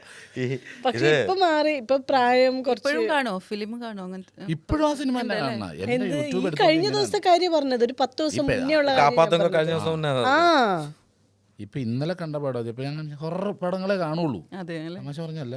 ഇപ്പം എൻ്റെ യൂട്യൂബ് എടുത്ത് നോക്കിയാൽ ഇന്നലെ രാത്രി കണ്ട പടം ഹൊററായിരുന്നു. 2 എണ്ണം കണ്ടു ഒരുമിച്ചോ? 2 പടം അടുപ്പിച്ചത് കാണും. എന്നെ ആശുപത്രി കൊണ്ടുപോയി ഉറങ്ങാഞ്ഞിട്ട് എന്തോ പ്രശ്നമുണ്ടതല്ലേ ഉറങ്ങാതെ.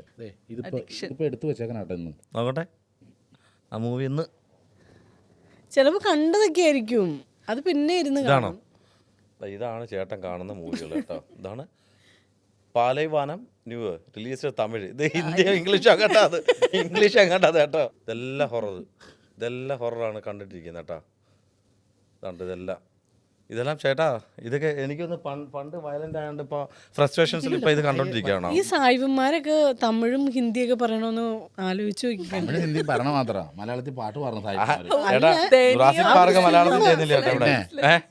ജുറാസിക് പാർക്ക് മലയാളത്തിൽ കണ്ടതാണ്, കണ്ട സിനിമ ഇംഗ്ലീഷിൽ കണ്ടത്. അപ്പക്കാലിപ്റ്റോ ഇതൊക്കെ ഞാൻ ലാപ്പിലെടുത്തിട്ടേക്ക് അത് കാണും. പിന്നെ മമ്മൂക്കയുടെ ബിഗ് ബി, ബ്ലാക്ക്. അപ്പൊ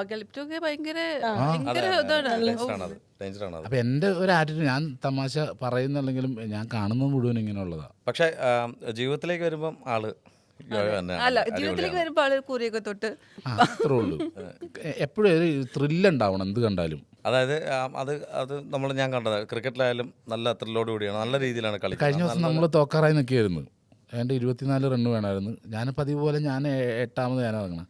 ഞാൻ ചെന്ന് 2 6 അടിച്ച് സംഭവം സെറ്റാക്കി പോന്നു. അങ്ങനെ നമ്മൾ കളി ജയിച്ചു. ചേച്ചി 6 അടിക്കുന്ന കാര്യമാണ്. അന്ന് നമ്മൾ ഇറങ്ങി ലാസ്റ്റ് ആ 2ാമത്തെ മാച്ചിൽ, അതായത് ഞാൻ ഇല്ലാത്ത മാച്ചിൽ ഫുൾ അടിച്ച ചേട്ടനാണ്. എത്ര 4-5 പറഞ്ഞോളത്തെ. എൻ്റെ ഒരു ബ്രദർ വീട്ടിൽ വരും, അന്ന് കളി കാണാൻ വന്നിട്ടുണ്ടായി. അപ്പൊ അവനാണ് കളി കാണാനായിട്ട് വന്നിരുന്നത്. അവൻ വീട്ടിൽ വന്നിട്ട് ഇടയ്ക്കൊക്കെ ഇവരെല്ലാരും കൂടി കൂടാറുണ്ട്. അപ്പൊ കഴിക്കണ സമയത്തുണ്ടല്ലോ എന്നും എന്നെ വിളിച്ചിരുത്തി ഇതേ പറയുള്ളൂ, ചേച്ചി അന്ന് കണ്ടില്ലല്ലോ അളിയൻ്റെ പ്രകടനം, അളിയൻ കാരണം കളി ജയിച്ചാന്ന് പറഞ്ഞ് പറയും. അവസാനം ഞാൻ പറഞ്ഞു, എടാ ഇത് ഞാൻ കുറെ പ്രാവശ്യം കേട്ടതാട്ടോ. അല്ല അളിയനൊരു പ്രൗഡ് മൊമെന്റ് ആണത്. അളിയൻ കാരണം കളി എപ്പോഴും ഇത് തന്നെ പറഞ്ഞോണ്ടിരിക്കും. കുറെ അധികന്മാരുണ്ട്, ഒരു 8 പേരോളം ഉണ്ട്. അവരുടെ രംഗണ്ണനെ ഞാൻ അല്ല അതൊക്കെ ഭാഗ്യമല്ലേ ചേട്ടാ. അതൊക്കെ നമുക്ക് കിട്ടുന്നൊരു ഭയങ്കര ഭാഗ്യമാണ് അത്രയും ആൾക്കാരുടെ മുമ്പിൽ. അനന്തു ആഷിക്ക് എന്നൊക്കെ പറഞ്ഞ എല്ലാവരും ഉണ്ട്. അപ്പു, കൊണ്ട് നടക്കുമായിരിക്കും അല്ലേ? പിള്ളേരാ. അവരൊക്കെ കൊണ്ട് നടക്കും. ഇപ്പൊ ഞാൻ അവരെ കൊണ്ട് ടൂർ പോയിട്ട് വന്നതാ. രസോ. അതൊക്കെ നമുക്കൊരിക്കലും മറക്കാൻ പറ്റാത്ത കാര്യങ്ങളല്ലേ ചേട്ടാ. ഇപ്പൊ എന്തായാലും എനിവേ വളരെ സന്തോഷം. കുറെ നേരം നമ്മൾ ചിരിച്ചു, കുറെ സന്തോഷം അല്ലേ. ഇവിടെയൊക്കെ വേദന തുടങ്ങി. ഇത് ചേട്ടൻ പറയാം. എന്തോ മൂന്നാല് ചോദ്യം ഉണ്ടെന്ന് പറഞ്ഞിട്ട് ഇതുപോലെ ഞാൻ ചോദിച്ചിട്ട് പറയുന്നില്ല, ചോദിക്കാൻ ചോദ്യം മാറുന്നു. അല്ല ഒന്നുമില്ല, ഇതൊക്കെ നമ്മൾ ഓരോന്നിൽ കൂടെ പറഞ്ഞു പെറ്റ്സിന്റെ കാര്യം ഒന്ന് പറയണം. പെറ്റ്സ് ഇപ്പൊ ഒന്നുമില്ല. ഞങ്ങൾ ഫ്ലാറ്റിലേക്ക് മാറിയപ്പോൾ എല്ലാവരെയും നന്നായിട്ട് നോക്കുന്നുള്ള ആൾക്കാർക്ക് ഞങ്ങൾ ഫ്രീ ആയിട്ട് കൊടുത്തു. അന്ന് വീട്ടിലുള്ള എല്ലാം കൊടുത്തു, എല്ലാവരും കൊടുത്തു. എന്തൊക്കെ ഉണ്ടായിരുന്നു? കുതിര ഉണ്ടായി, 10-12 പട്ടി ഉണ്ടായി, പിന്നെ പ്രാവ്, പൂച്ച, വലിയ ഇഗ്വാന എല്ലാ സാധനങ്ങളും ഉണ്ട്. വീട് മൊത്തം ഇതാ. ഫാൻസി കോഴികൾ ഒരു ഏരിയ, പിന്നെ എന്തൊക്കെയാ എല്ലാരും കൊടുത്തു. പണി ഉണ്ടാവില്ല അല്ലേ? ഇപ്പൊ ഒന്നുമില്ല, എന്തെങ്കിലും ഇല്ലാത്തതിന്റെ ഒരു പ്രശ്നമുള്ളൂ. എല്ലാവരും കൊടുത്തയച്ചു. ഇപ്പൊ കഴിഞ്ഞ ദിവസം ഒരിടത്ത് ചെന്നപ്പോൾ ഒരു കരച്ചു, ചങ്ങനാശ്ശേരി ചെന്നപ്പോൾ കരച്ചിലുണ്ടായി. ഒരാൾക്ക് അത് ഏറ്റവും ഇഷ്ടപ്പെട്ടിട്ട് കൊടുത്ത ഒരു വൈറ്റ് കുതിര, ഭംഗിയുള്ള റാണി എന്ന് പേരുള്ള, ഇതിനൊരു പയ്യന് കൊടുത്തു ഞങ്ങൾ. അത് കഴിഞ്ഞിട്ട് ഞങ്ങളിപ്പോൾ കായംകുളത്ത് കഴിഞ്ഞ ദിവസം ചെന്നപ്പോൾ റൈഡ് ചെയ്യിക്കണം, പ്രസവിച്ചിരിക്കണം. അപ്പോൾ റാണി എന്ന് വിളിച്ച് പറഞ്ഞാൽ ഞങ്ങളുടെ കുതിര ഇതുപോലെ, ഞങ്ങളുടെ കുതിരക്കും റാണി എന്ന പേരെന്ന് പറയാം, നിങ്ങളുടെ കുതിര ഇതെന്ന് അവൻ കൊടുത്തത്. ഫ്രീ ആയിട്ട് കൊടുത്തതാ. അവൻ നോക്കിക്കോളാന്ന് പറഞ്ഞിട്ടാണ് അവൻ കൊണ്ടുപോയത്. അടിമാലിക്ക് വന്ന ഒരു ദിവസം കൊണ്ടുപോയതാ. അപ്പം ഞങ്ങളിങ്ങനെ ഞങ്ങളുടെ യൂട്യൂബ് ചാനലിൽ തന്നെ പറഞ്ഞിട്ടുണ്ടായിരുന്നു, വളർത്താൻ ആഗ്രഹമുള്ള ആരെങ്കിലും ഉണ്ടെങ്കിൽ പറഞ്ഞാൽ മതി. അപ്പോൾ ഈ പയ്യൻ ഇടയ്ക്ക് നമ്മുടെ യൂട്യൂബ് ചാനൽ കണ്ടിട്ട് ഞങ്ങൾ ഇടയ്ക്ക് കോൺടാക്ട് ചെയ്യുമായിരുന്നു, മെസ്സേജ് ഇടും, പിന്നെ അവനെ നമ്പർ മേടിച്ചിട്ട് വിളിക്കുകയൊക്കെ ചെയ്യും. നല്ലൊരു പയ്യനായിരുന്നു. അപ്പോൾ അവന് ഇങ്ങനെ പറഞ്ഞു ഞാൻ കൊണ്ടുപോയിക്കോളാം ചേച്ചി എന്ന് പറഞ്ഞപ്പോൾ ചേട്ടനെ വിളിച്ച് പറഞ്ഞപ്പം നമ്മൾ അറിയണ ഒരാളാണല്ലോ, അടിമാലിയിലാണ് കൊണ്ടുപോയി. അപ്പോൾ ഞങ്ങൾക്ക് ഫോട്ടോ ഒക്കെ അയച്ചു തരും. അപ്പോൾ അവൾ അവിടെയൊക്കെ നടന്ന് പുല്ലൊക്കെ കഴിക്കണതും ഒക്കെ വീഡിയോ ഒക്കെ ഞങ്ങൾക്ക് ഇട്ട് തരുമ്പോൾ ഭയങ്കര സന്തോഷമായിരുന്നു. ഇപ്പം അവളെ കൊടുത്തിട്ട് 3 വർഷം എങ്കിലും ആയിട്ടുണ്ടാവും. ഞങ്ങൾ ഈ ഇടയ്ക്ക് കഴിഞ്ഞ മാസം കായംകുളത്ത് ചെന്നപ്പോൾ അവിടെ ഈ ബീച്ച് സൈഡ് ബീച്ചില് അവിടെ ഓടിക്കുന്ന അപ്പോഴേക്കും കണ്ടപ്പോഴും ഞങ്ങൾ പറഞ്ഞു, ചേട്ടി പറഞ്ഞു റാണിന്ന് വിളിച്ചപ്പോഴേക്കും ചേട്ടി പറഞ്ഞു ഞങ്ങൾക്കും ഉണ്ടായിരുന്നു ഒരു റാണി. നമ്മൾ അവളുടെ കാര്യം ഓർത്തിട്ടാണ് പറഞ്ഞത്, നമുക്കുണ്ടായിരുന്നൊരു റാണി എന്ന് പറഞ്ഞപ്പോഴേക്കും അവര് പറയുക ഇത് നിങ്ങളുടെ റാണിയാന്ന് പറഞ്ഞു. കണ്ടപ്പോ നമുക്ക് 3 മാസം പ്രഗ്നന്റും ആണ്. അപ്പൊ ഞാൻ ചോദിച്ചു പ്രഗ്നന്റ് ആയതിന് എന്തിനാണ് അങ്ങനെ ചെയ്യണമെന്ന് വെച്ചപ്പോ അവര് നടത്തണമെന്ന് പറഞ്ഞു. പക്ഷെ അത് നമുക്കത് സഹിക്കാൻ പറ്റുന്നുണ്ടായിരുന്നില്ല. കണ്ടിട്ട് വരും, അടുക്കളയിൽ കയറി വരും. കണ്ടപ്പോ അവർക്ക് മനസ്സിലായി അവർക്ക് ഇങ്ങനെ ഉണ്ടായിരുന്നില്ല. കുഴിഞ്ഞിട്ടേ നന്നായി ഞങ്ങളെ മനസ്സിലായി. അനങ്ങാതെ ഇങ്ങനെ നിൽക്കുമായിരുന്നു കുറേ നേരം അവളുടെ കൂടെ നിന്ന്. ഭയങ്കര വല്ലാത്തൊരു വിഷമായി പോയി. നമ്മൾ സ്നേഹിച്ചിട്ട് ഇങ്ങനെ കൊടുത്തിട്ട് എനിക്ക് ഏറ്റവും കലിയതാ നമ്മൾ ഫ്രീ ആയിട്ട് കൊടുക്കരുതെന്നാ പറയണത്. ഫ്രീ ആയിട്ട് കൊടുക്കുന്നതിന് വിലയില്ല. അങ്ങനെ എല്ലാവരും കൊടുത്ത് ഓരോരുത്തരും ഇങ്ങനെ കൊടുത്തുകൊണ്ടിരിക്കുക. അപ്പോൾ ഞാൻ ചങ്ങനാശ്ശേരി പോയപ്പോഴത്തേക്ക് ഒരു ദിവസം ഞാൻ പോകുമ്പോൾ ഒരു വണ്ടി ഓടിക്കാൻ പോയാൽ ചേട്ടാ ഒരു പട്ടി കിടന്ന് ഓടി കിടക്കണമെന്ന് പറഞ്ഞു. നോക്കുമ്പോൾ ഒരു വീട്ടിൽ വെള്ളത്തിനെ കൊണ്ടു കളഞ്ഞേക്കുക. അതെനിക്ക് ഗ്രിപ്പ് ഉണ്ടാവില്ല റോട്ടിൽ ഇറങ്ങിക്കഴിഞ്ഞാൽ. വണ്ടി പിന്നെ അങ്ങോട്ടും ഇങ്ങോട്ടും ഞാൻ വണ്ടി തിരിപ്പിച്ച് വന്നിട്ട് എടുത്തിങ്ങനെ പൊക്കിയപ്പോഴത്തേക്ക് ഈ സഞ്ചിയൊക്കെ തുറന്നിട്ട് അരി താഴ്ത്തോട്ട് വീഴൂലേ, അതുപോലെ പുഴു വീണുകൊണ്ടിരിക്കുക എൻ്റെ ദേഹത്തുനിന്ന് മുഴുവൻ. ഈ മുതുകത്തായിട്ട് വലിയൊരു ഹോള്. പിന്നെ ഞാൻ അവിടെ നിന്ന് എടുത്ത് അവിടെ അടുത്തൊരു ഹോസ്പിറ്റലിൽ കൊണ്ടുപോയി ഡോക്ടറെ അടുത്ത് കൊണ്ടുപോയി ഞങ്ങളെല്ലാം ക്ലീൻ ചെയ്ത് മരുന്നൊക്കെ വെച്ചിട്ട് ഞാൻ ഡോക്ടറെ തിരുവനന്തപുരം പോകുക, തിരിച്ചു വന്ന വഴി ഞാൻ എടുത്തോളാമെന്ന് പറഞ്ഞു. അങ്ങനെ അവിടെ ഡോക്ടർ സേഫാക്കി വെച്ച് ഞാൻ പോയി ഡോക്ടർ പിറ്റേ ദിവസം വൈകുന്നേരം വരെയുള്ള ഫുഡൊക്കെ കൊണ്ട് ചിക്കനൊക്കെ കൊണ്ടുവന്നു. കാരണം ഡോക്ടർക്ക് അറിയാം ഞാൻ മുങ്ങൂന്ന് അറിയാം. അത് കാരണം ഡോക്ടർ അങ്ങനെ കൊണ്ടുവന്നു. പക്ഷെ ഞാൻ തിരിച്ചു വന്ന് എല്ലാം കൊണ്ട് ഇവിടെയും കൊണ്ട് വീട്ടിൽ വന്ന് ഇവിടെ എറണാകുളത്ത് കൊണ്ടുവന്ന് ട്രീറ്റ് ചെയ്ത് നല്ല നമ്മൾ ട്രീറ്റ്മെൻറ്റിന് ഭയങ്കര കാശാണ്. അതാണ് ഈ കൊണ്ട് കളയണത്. അപ്പോൾ ട്രീറ്റ് ചെയ്ത് എല്ലാം ഭംഗിയായി. അവൾക്ക് ഞാൻ ഏത് സീറ്റിലാണ് വണ്ടിയിലിരിക്കണമെന്ന് കറക്റ്റ് അറിയാം. അത്ര സ്നേഹം. ഞാൻ അങ്ങോട്ട് നടക്കുമ്പോൾ അങ്ങോട്ട് വരും, ഇങ്ങോട്ട് നടക്കുമ്പോൾ ഈ എല്ലാവരെയും കൊണ്ടുപോയി അവസാനം ഒരു 10-12 വയസ്സും കൂടുതലായിട്ടുണ്ട് ഇവർക്ക്. ആകാശദൂതിൽ മറ്റേ കൊച്ചില്ലേ അതിൻ്റെ അവസ്ഥയായി ആരും എടുക്കണില്ല. എല്ലാവരും വന്ന് ഭംഗിയുള്ളതിനെ കാണുമ്പോൾ അതിനെ എടുത്തുകൊണ്ട് റോട്ടിനെ കൊണ്ടുപോണ്, ഇത് കൊണ്ടുപോണ്. ഗോൾഡൻ റിട്രീവർ വൈറ്റും ഗോൾഡൻ കളറും ഒക്കെ ഉണ്ട്. അതിൻ്റെ പപ്പീസ് ഉണ്ടായിരുന്നു. എല്ലാവരും കൊണ്ടുപോയിട്ട് ഈ പുള്ളിക്കാരത്തി മാത്രം ഇങ്ങനെ നോക്കിയിരിക്കുക. അവസാനം ഒരാൾ കൊണ്ടുപോയിട്ട് അയാൾ തന്നെ വന്നിട്ട് ഇതിനെവിടെ കൊണ്ടുപോയി. ആ സിനിമ കണ്ട ക്ലൈമാക്സ് ഇല്ലേ അതുപോലെ തന്നെ വന്നിട്ട് ആ പുള്ളി പോയിട്ട് പുള്ളിക്ക് എന്താ കൊണ്ടുപോയി. ഇപ്പൊ എല്ലാരും ഹെൽത്തി പോയപ്പോ ഭയങ്കര വിഷമായില്ലേ? ഇയാളുണ്ടായിരുന്നില്ല ഫുള്ളിന് കൊടുക്കുമ്പോ. അന്നേരം ആ ഹോസ്പിറ്റലിലെ ടൈമായിരുന്നു. പിറ്റേ ദിവസം അടുക്കളയുടെ വന്നെങ്കിലും ആദ്യം ഉറക്കം എണീക്കണം ഞാനാണ് നേരെ ഇവരുടെ അടുത്തേക്കേ പോവുള്ളൂ. അവരൊക്കെ പോയി എല്ലാം നോക്കിയിട്ട് വരും. ഇയാൾ എണീറ്റ് കഴിഞ്ഞാൽ ഞാണ്ടാന്ന് പോലും നോക്കൂല, നേരെ പോയി അവരൊക്കെ നോക്കി എല്ലായിടത്തും പോയി പുന്നാരിപ്പിച്ചിട്ട് വരും. പക്ഷേ ഇതാണ് പ്രാവക്കകത്ത് വരും. എല്ലാം വരും. കാര്യം എനിക്ക് തോന്നുന്നു മനുഷ്യരെക്കാട്ടിലും ഏറ്റവും കൂടുതൽ സ്നേഹമുള്ള പെറ്റ്സിനാണ് ഏറ്റവും കൂടുതൽ തിരിച്ചറിയുന്നതും. അത് ഈ പറയുന്ന പോലെ നമ്മൾ വീട്ടിൽ വളർത്തുന്ന പല മൃഗങ്ങളും എന്താണെന്നറിയാമോ, ഈ സ്വന്തം അമ്മയുടേതല്ലാത്ത പാല് കുടിക്കണം നമ്മൾ മാത്രമേ ഉള്ളൂ, മനുഷ്യന്മാർ മാത്രമേ ഉള്ളൂ. പശുവിൻ്റെയും ആടിൻ്റെയും ബാക്കി അവരെല്ലാവരും കഴിക്കേണ്ട സ്വന്തം അമ്മയുടെ പാല കുടിച്ചാൽ വളരുന്നത്. അപ്പോൾ അതിൻ്റെ ഒരു ക്വാളിറ്റിയും ഒരു വകതിരിവും ഒക്കെ അവർക്ക് കാണിക്കും, അത് കാണിക്കും. അപ്പോൾ ഈ പറഞ്ഞതുപോലെ തന്നെ നമ്മൾ പട്ടീനെ ആണെങ്കിലും പൂച്ചേനെ ആണെങ്കിലും നമ്മൾ വാങ്ങുമ്പോൾ ഈ കോവിഡ് ടൈമിന് എല്ലാ കുട്ടികളും വീട്ടിലാകുമ്പോൾ എല്ലാവരും വാങ്ങിച്ച് ക്ലാസ് തുടങ്ങിയപ്പോൾ ഇതിനെ ഒരു മാനേജ് ചെയ്യാൻ പറ്റാതാകുമ്പോഴത്തേക്ക് കൊണ്ടേ കളയൽ. ഒരു ദിവസം ചങ്ങമ്പുഴ പാർക്കിൻ്റെ അടുത്ത് എന്നെ ഒരു അങ്കിൾ വിളിച്ചേക്കണ്, ഷാജി നിങ്ങൾ ഇതൊക്കെ എടുക്കണല്ലോ ഒന്ന് വരുമെന്ന്. ഞാൻ ചാലക്കുടി ഷൂട്ടിന് പോകണേ തിരിച്ചു വന്ന് നോക്കുമ്പോൾ ഒരു മതിലിനുള്ളിൽ കൊണ്ടൊരു പട്ടീനെ ഇട്ടേക്കുക. 7 ദിവസമായി ഇതിന് പുറത്തിറങ്ങാൻ വെള്ളം പോലും കുടിക്കാൻ പറ്റാതെ നടക്കണത്. എന്നിട്ട് ഈ അങ്കിൾ പേടിയായിട്ട് കയറിട്ട് കെട്ടിയിട്ട് വെള്ളം ഇറക്കി വെച്ച് കൊടുത്ത് ഫുഡ് കൊടുത്ത് അങ്ങനെ നിൽക്കണ്. കളയുമ്പോൾ പുറത്ത് കൊണ്ടേ കളഞ്ഞത് എന്തെങ്കിലും തിന്നു കഴിയില്ലേ. ഇപ്പം ഞങ്ങൾ എടുക്കുകയാണെങ്കിൽ ഇങ്ങനെയുള്ള ഈ നാടൻ പട്ടീനെ അല്ല കേട്ടോ, അല്ലാത്ത ഡോഗിനെ എടുക്കുള്ളൂ റോട്ടിൽ നിന്ന്. ഇവർ മറ്റ് നാടൻ പട്ടിയായിട്ട് കൊണ്ടുവന്ന് ഫൈറ്റ് ചെയ്തവർക്ക് ഭക്ഷണം കഴിക്കാൻ പറ്റില്ല. അങ്ങനെ ഭക്ഷണം കിട്ടാതെ ഉണങ്ങി ചാവുമില്ല പെട്ടെന്ന്. അങ്ങനെ കണ്ടിട്ടില്ലേ വെള്ളത്തിലേക്ക് കിടക്കുന്നത്, മഴവെള്ളത്തിലേക്ക് കിടന്നിട്ട് അങ്ങനെ കിടന്നേ ചാവുള്ളൂ. ഞാൻ അവിടെ പോയിട്ട് ഇവനെ മെരുക്കി എടുത്ത് മതിൽ ചാടി എടുത്ത് നേരെ കൊണ്ടുവന്ന് വീട്ടിൽ കൊണ്ടുവന്ന് ഞങ്ങൾ രണ്ടുപേരും കൂടി ഇട്ടിട്ട് പേരറിയില്ല, വളർത്തണ പട്ടിയാന്ന് മനസ്സിലായി, ബെൽറ്റും ഉണ്ട്. രാജ്യത്തില്ലാത്ത പട്ടികളുടെ പേരൊക്കെ വിളിക്കാൻ തുടങ്ങി. ഇങ്ങനെ വിളിക്കാൻ പുള്ളി ഒരു രക്ഷയില്ല, പുള്ളി ഓടി നടക്കുമ്പോൾ ഭയങ്കര ആക്റ്റീവ്. അവസാനം ഞാൻ പറഞ്ഞു എന്തെങ്കിലും കാണിക്കുന്നുണ്ട്. ഞാൻ പോയപ്പോൾ എച്ച് പറഞ്ഞു ടോമി എന്ന് വിളിച്ചപ്പോൾ ഒറ്റ നോട്ടം. കൊറേ പേര് വിളിച്ചു നോക്കി, വിളിച്ച അവസാനം ഞാൻ ടോമി പേരാണ് ടോമി.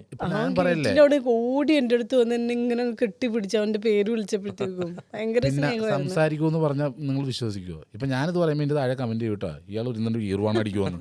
ഇവർ തമ്മിൽ സംസാരിക്കും. ഈ പറഞ്ഞ ഇവനുമായിട്ട് ഭയങ്കര സംസാരമാണ് ഇന്നൊക്കെ പുള്ളിയും പറയും.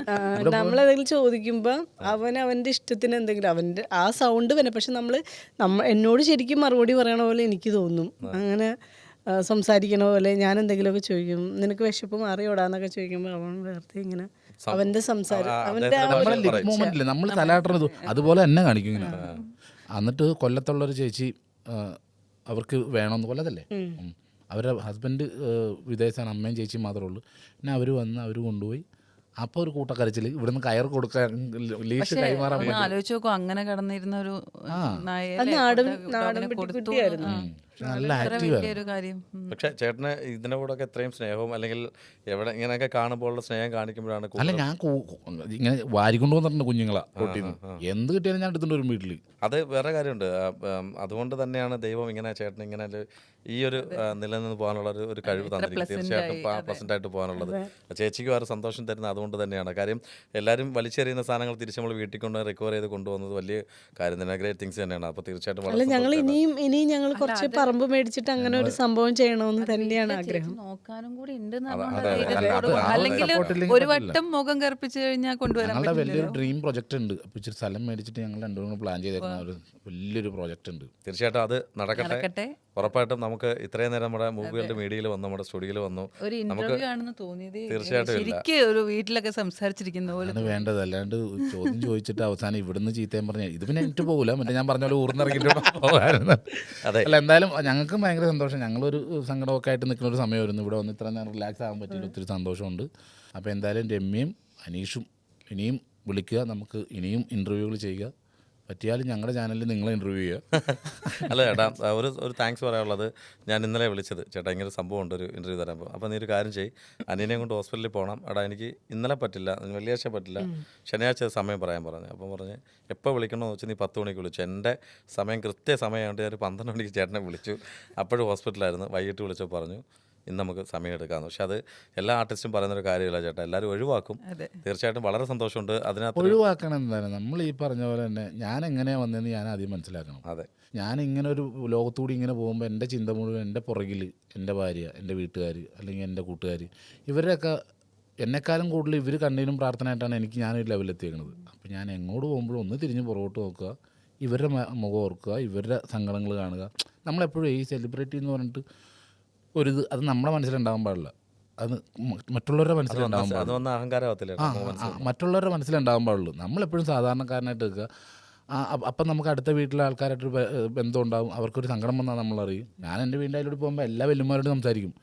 അവിടെ സ്ഥിരമായിട്ട് മീമിക്കണ ഒരു ചേച്ചിയുണ്ട്. അവിടെ കൊണ്ട് വണ്ടി എടുത്തിട്ട് ഗ്ലാസ് എടുത്തിട്ട് 2 പാക്കറ്റ് ചന്ദനത്തിരിയുന്നത് എല്ലാവരോടും അറ്റം മുതൽ ഈ അറ്റം വരെ എല്ലാ അമ്മച്ചിമാരും. പിന്നെ ആ ചിരിക്കണ അമ്മച്ചി ചെയ്ത ഒരു വെള്ള അമ്മച്ചി ഉണ്ടായിരുന്നില്ലേ മുടിയായിട്ട് അവിടെ ജയൻ്റെ വീടിൻ്റെ അവിടെ തന്നെ. പിന്നെ എല്ലാ ദിവസവും ഞാൻ പേര് പറയണം മൂപ്പിൽ അതിനോട്. പേര് ഓർമ്മിപ്പിച്ചു കൊടുക്കണം. എന്നാലും ഞാൻ വർത്താനം പറയും. കുറേ അമ്മമാരുണ്ട് അവിടെ, കനകമ്മ, അതുപോലെ ഓമനമ്മ, കുറേ അമ്മമാരാണ് എൻ്റെ കമ്പനി. എല്ലാവരും ചേട്ടൻ സ്നേഹിക്കുന്ന ഈ ഒരു ക്യാരക്ടർ കൊണ്ടാണ്. ഇങ്ങനെ തന്നെ മുന്നോട്ട് പോട്ടെ ചേട്ടാ. വളരെ സന്തോഷം. ഇനി നല്ല ക്യാരക്ടറുകൾ ചേട്ടാ തേടി എത്തും, ഉറപ്പായിട്ടും എത്തും. 2025 തീരുന്നതിന് മുമ്പ്, ഡിസംബർ നമ്മുടെ ന്യൂ ഇയറിന് മുമ്പ് ഒരു കുട്ടി സാജു നവോദയ അല്ലെങ്കിൽ ലക്ഷ്മി ചേച്ചി ഉണ്ടാവട്ടെ, ഉറപ്പായിട്ടും വരട്ടെ. ആ ഒരു സന്തോഷം ഞങ്ങളിലേക്ക് അറിയിക്കാൻ ഞങ്ങളും കാത്തിരിക്കുകയാണ്. നമ്മുടെ പ്രേക്ഷകരോട് എന്താ പറയാനുള്ളത്? ഈ ലോകത്തിൽ ഒത്തിരി വില കൂടിയ അവാർഡുകളൊക്കെ ഉണ്ടെങ്കിലും ഞങ്ങളുടെ ഏറ്റവും വലിയ അവാർഡ് എന്ന് പറഞ്ഞാൽ അതാ. അത് കിട്ടിക്കഴിഞ്ഞാൽ ഹാപ്പിയാ. മൂവി വേൾഡ് മീഡിയ പ്രേക്ഷകരോട് എന്താ ചേട്ടന് പറയാനുള്ളത്? എന്നാലും മൂവി വേൾഡിൻ്റെ പ്രേക്ഷകർക്ക് എല്ലാവർക്കും ഞങ്ങളുടെ രണ്ടുപേരുടെയും ഹൃദയം നിറഞ്ഞ ആശംസകൾ നേരുന്നു. നല്ല നല്ല പരിപാടികൾ എല്ലാവരും കാണുക, മൂവി വേൾഡിനെ സപ്പോർട്ട് ചെയ്യുക. ഇനിയും ഇതിൽ ജോയിൻ ചെയ്യാത്ത പ്രേക്ഷകരുണ്ടെങ്കിൽ എത്രയും പെട്ടെന്ന് ജോയിൻ ചെയ്യുക. എൻ്റെ പേരിൽ മാത്രമേ ഭാഷണവും വിഷമൊക്കെ ഉള്ളൂ. ജീവിതത്തിൽ നല്ല മനുഷ്യനാണ് ഞാൻ, നല്ല രീതിയിലാണ് പറയണത്. അപ്പോൾ എന്തായാലും ചാനൽ ഗംഭീരമാവട്ടെ. എല്ലാവിധ ആശംസകളും എല്ലാവിധ പ്രാർത്ഥനകളും. Thank you so much. Thank you ചേട്ടാ. Thank U.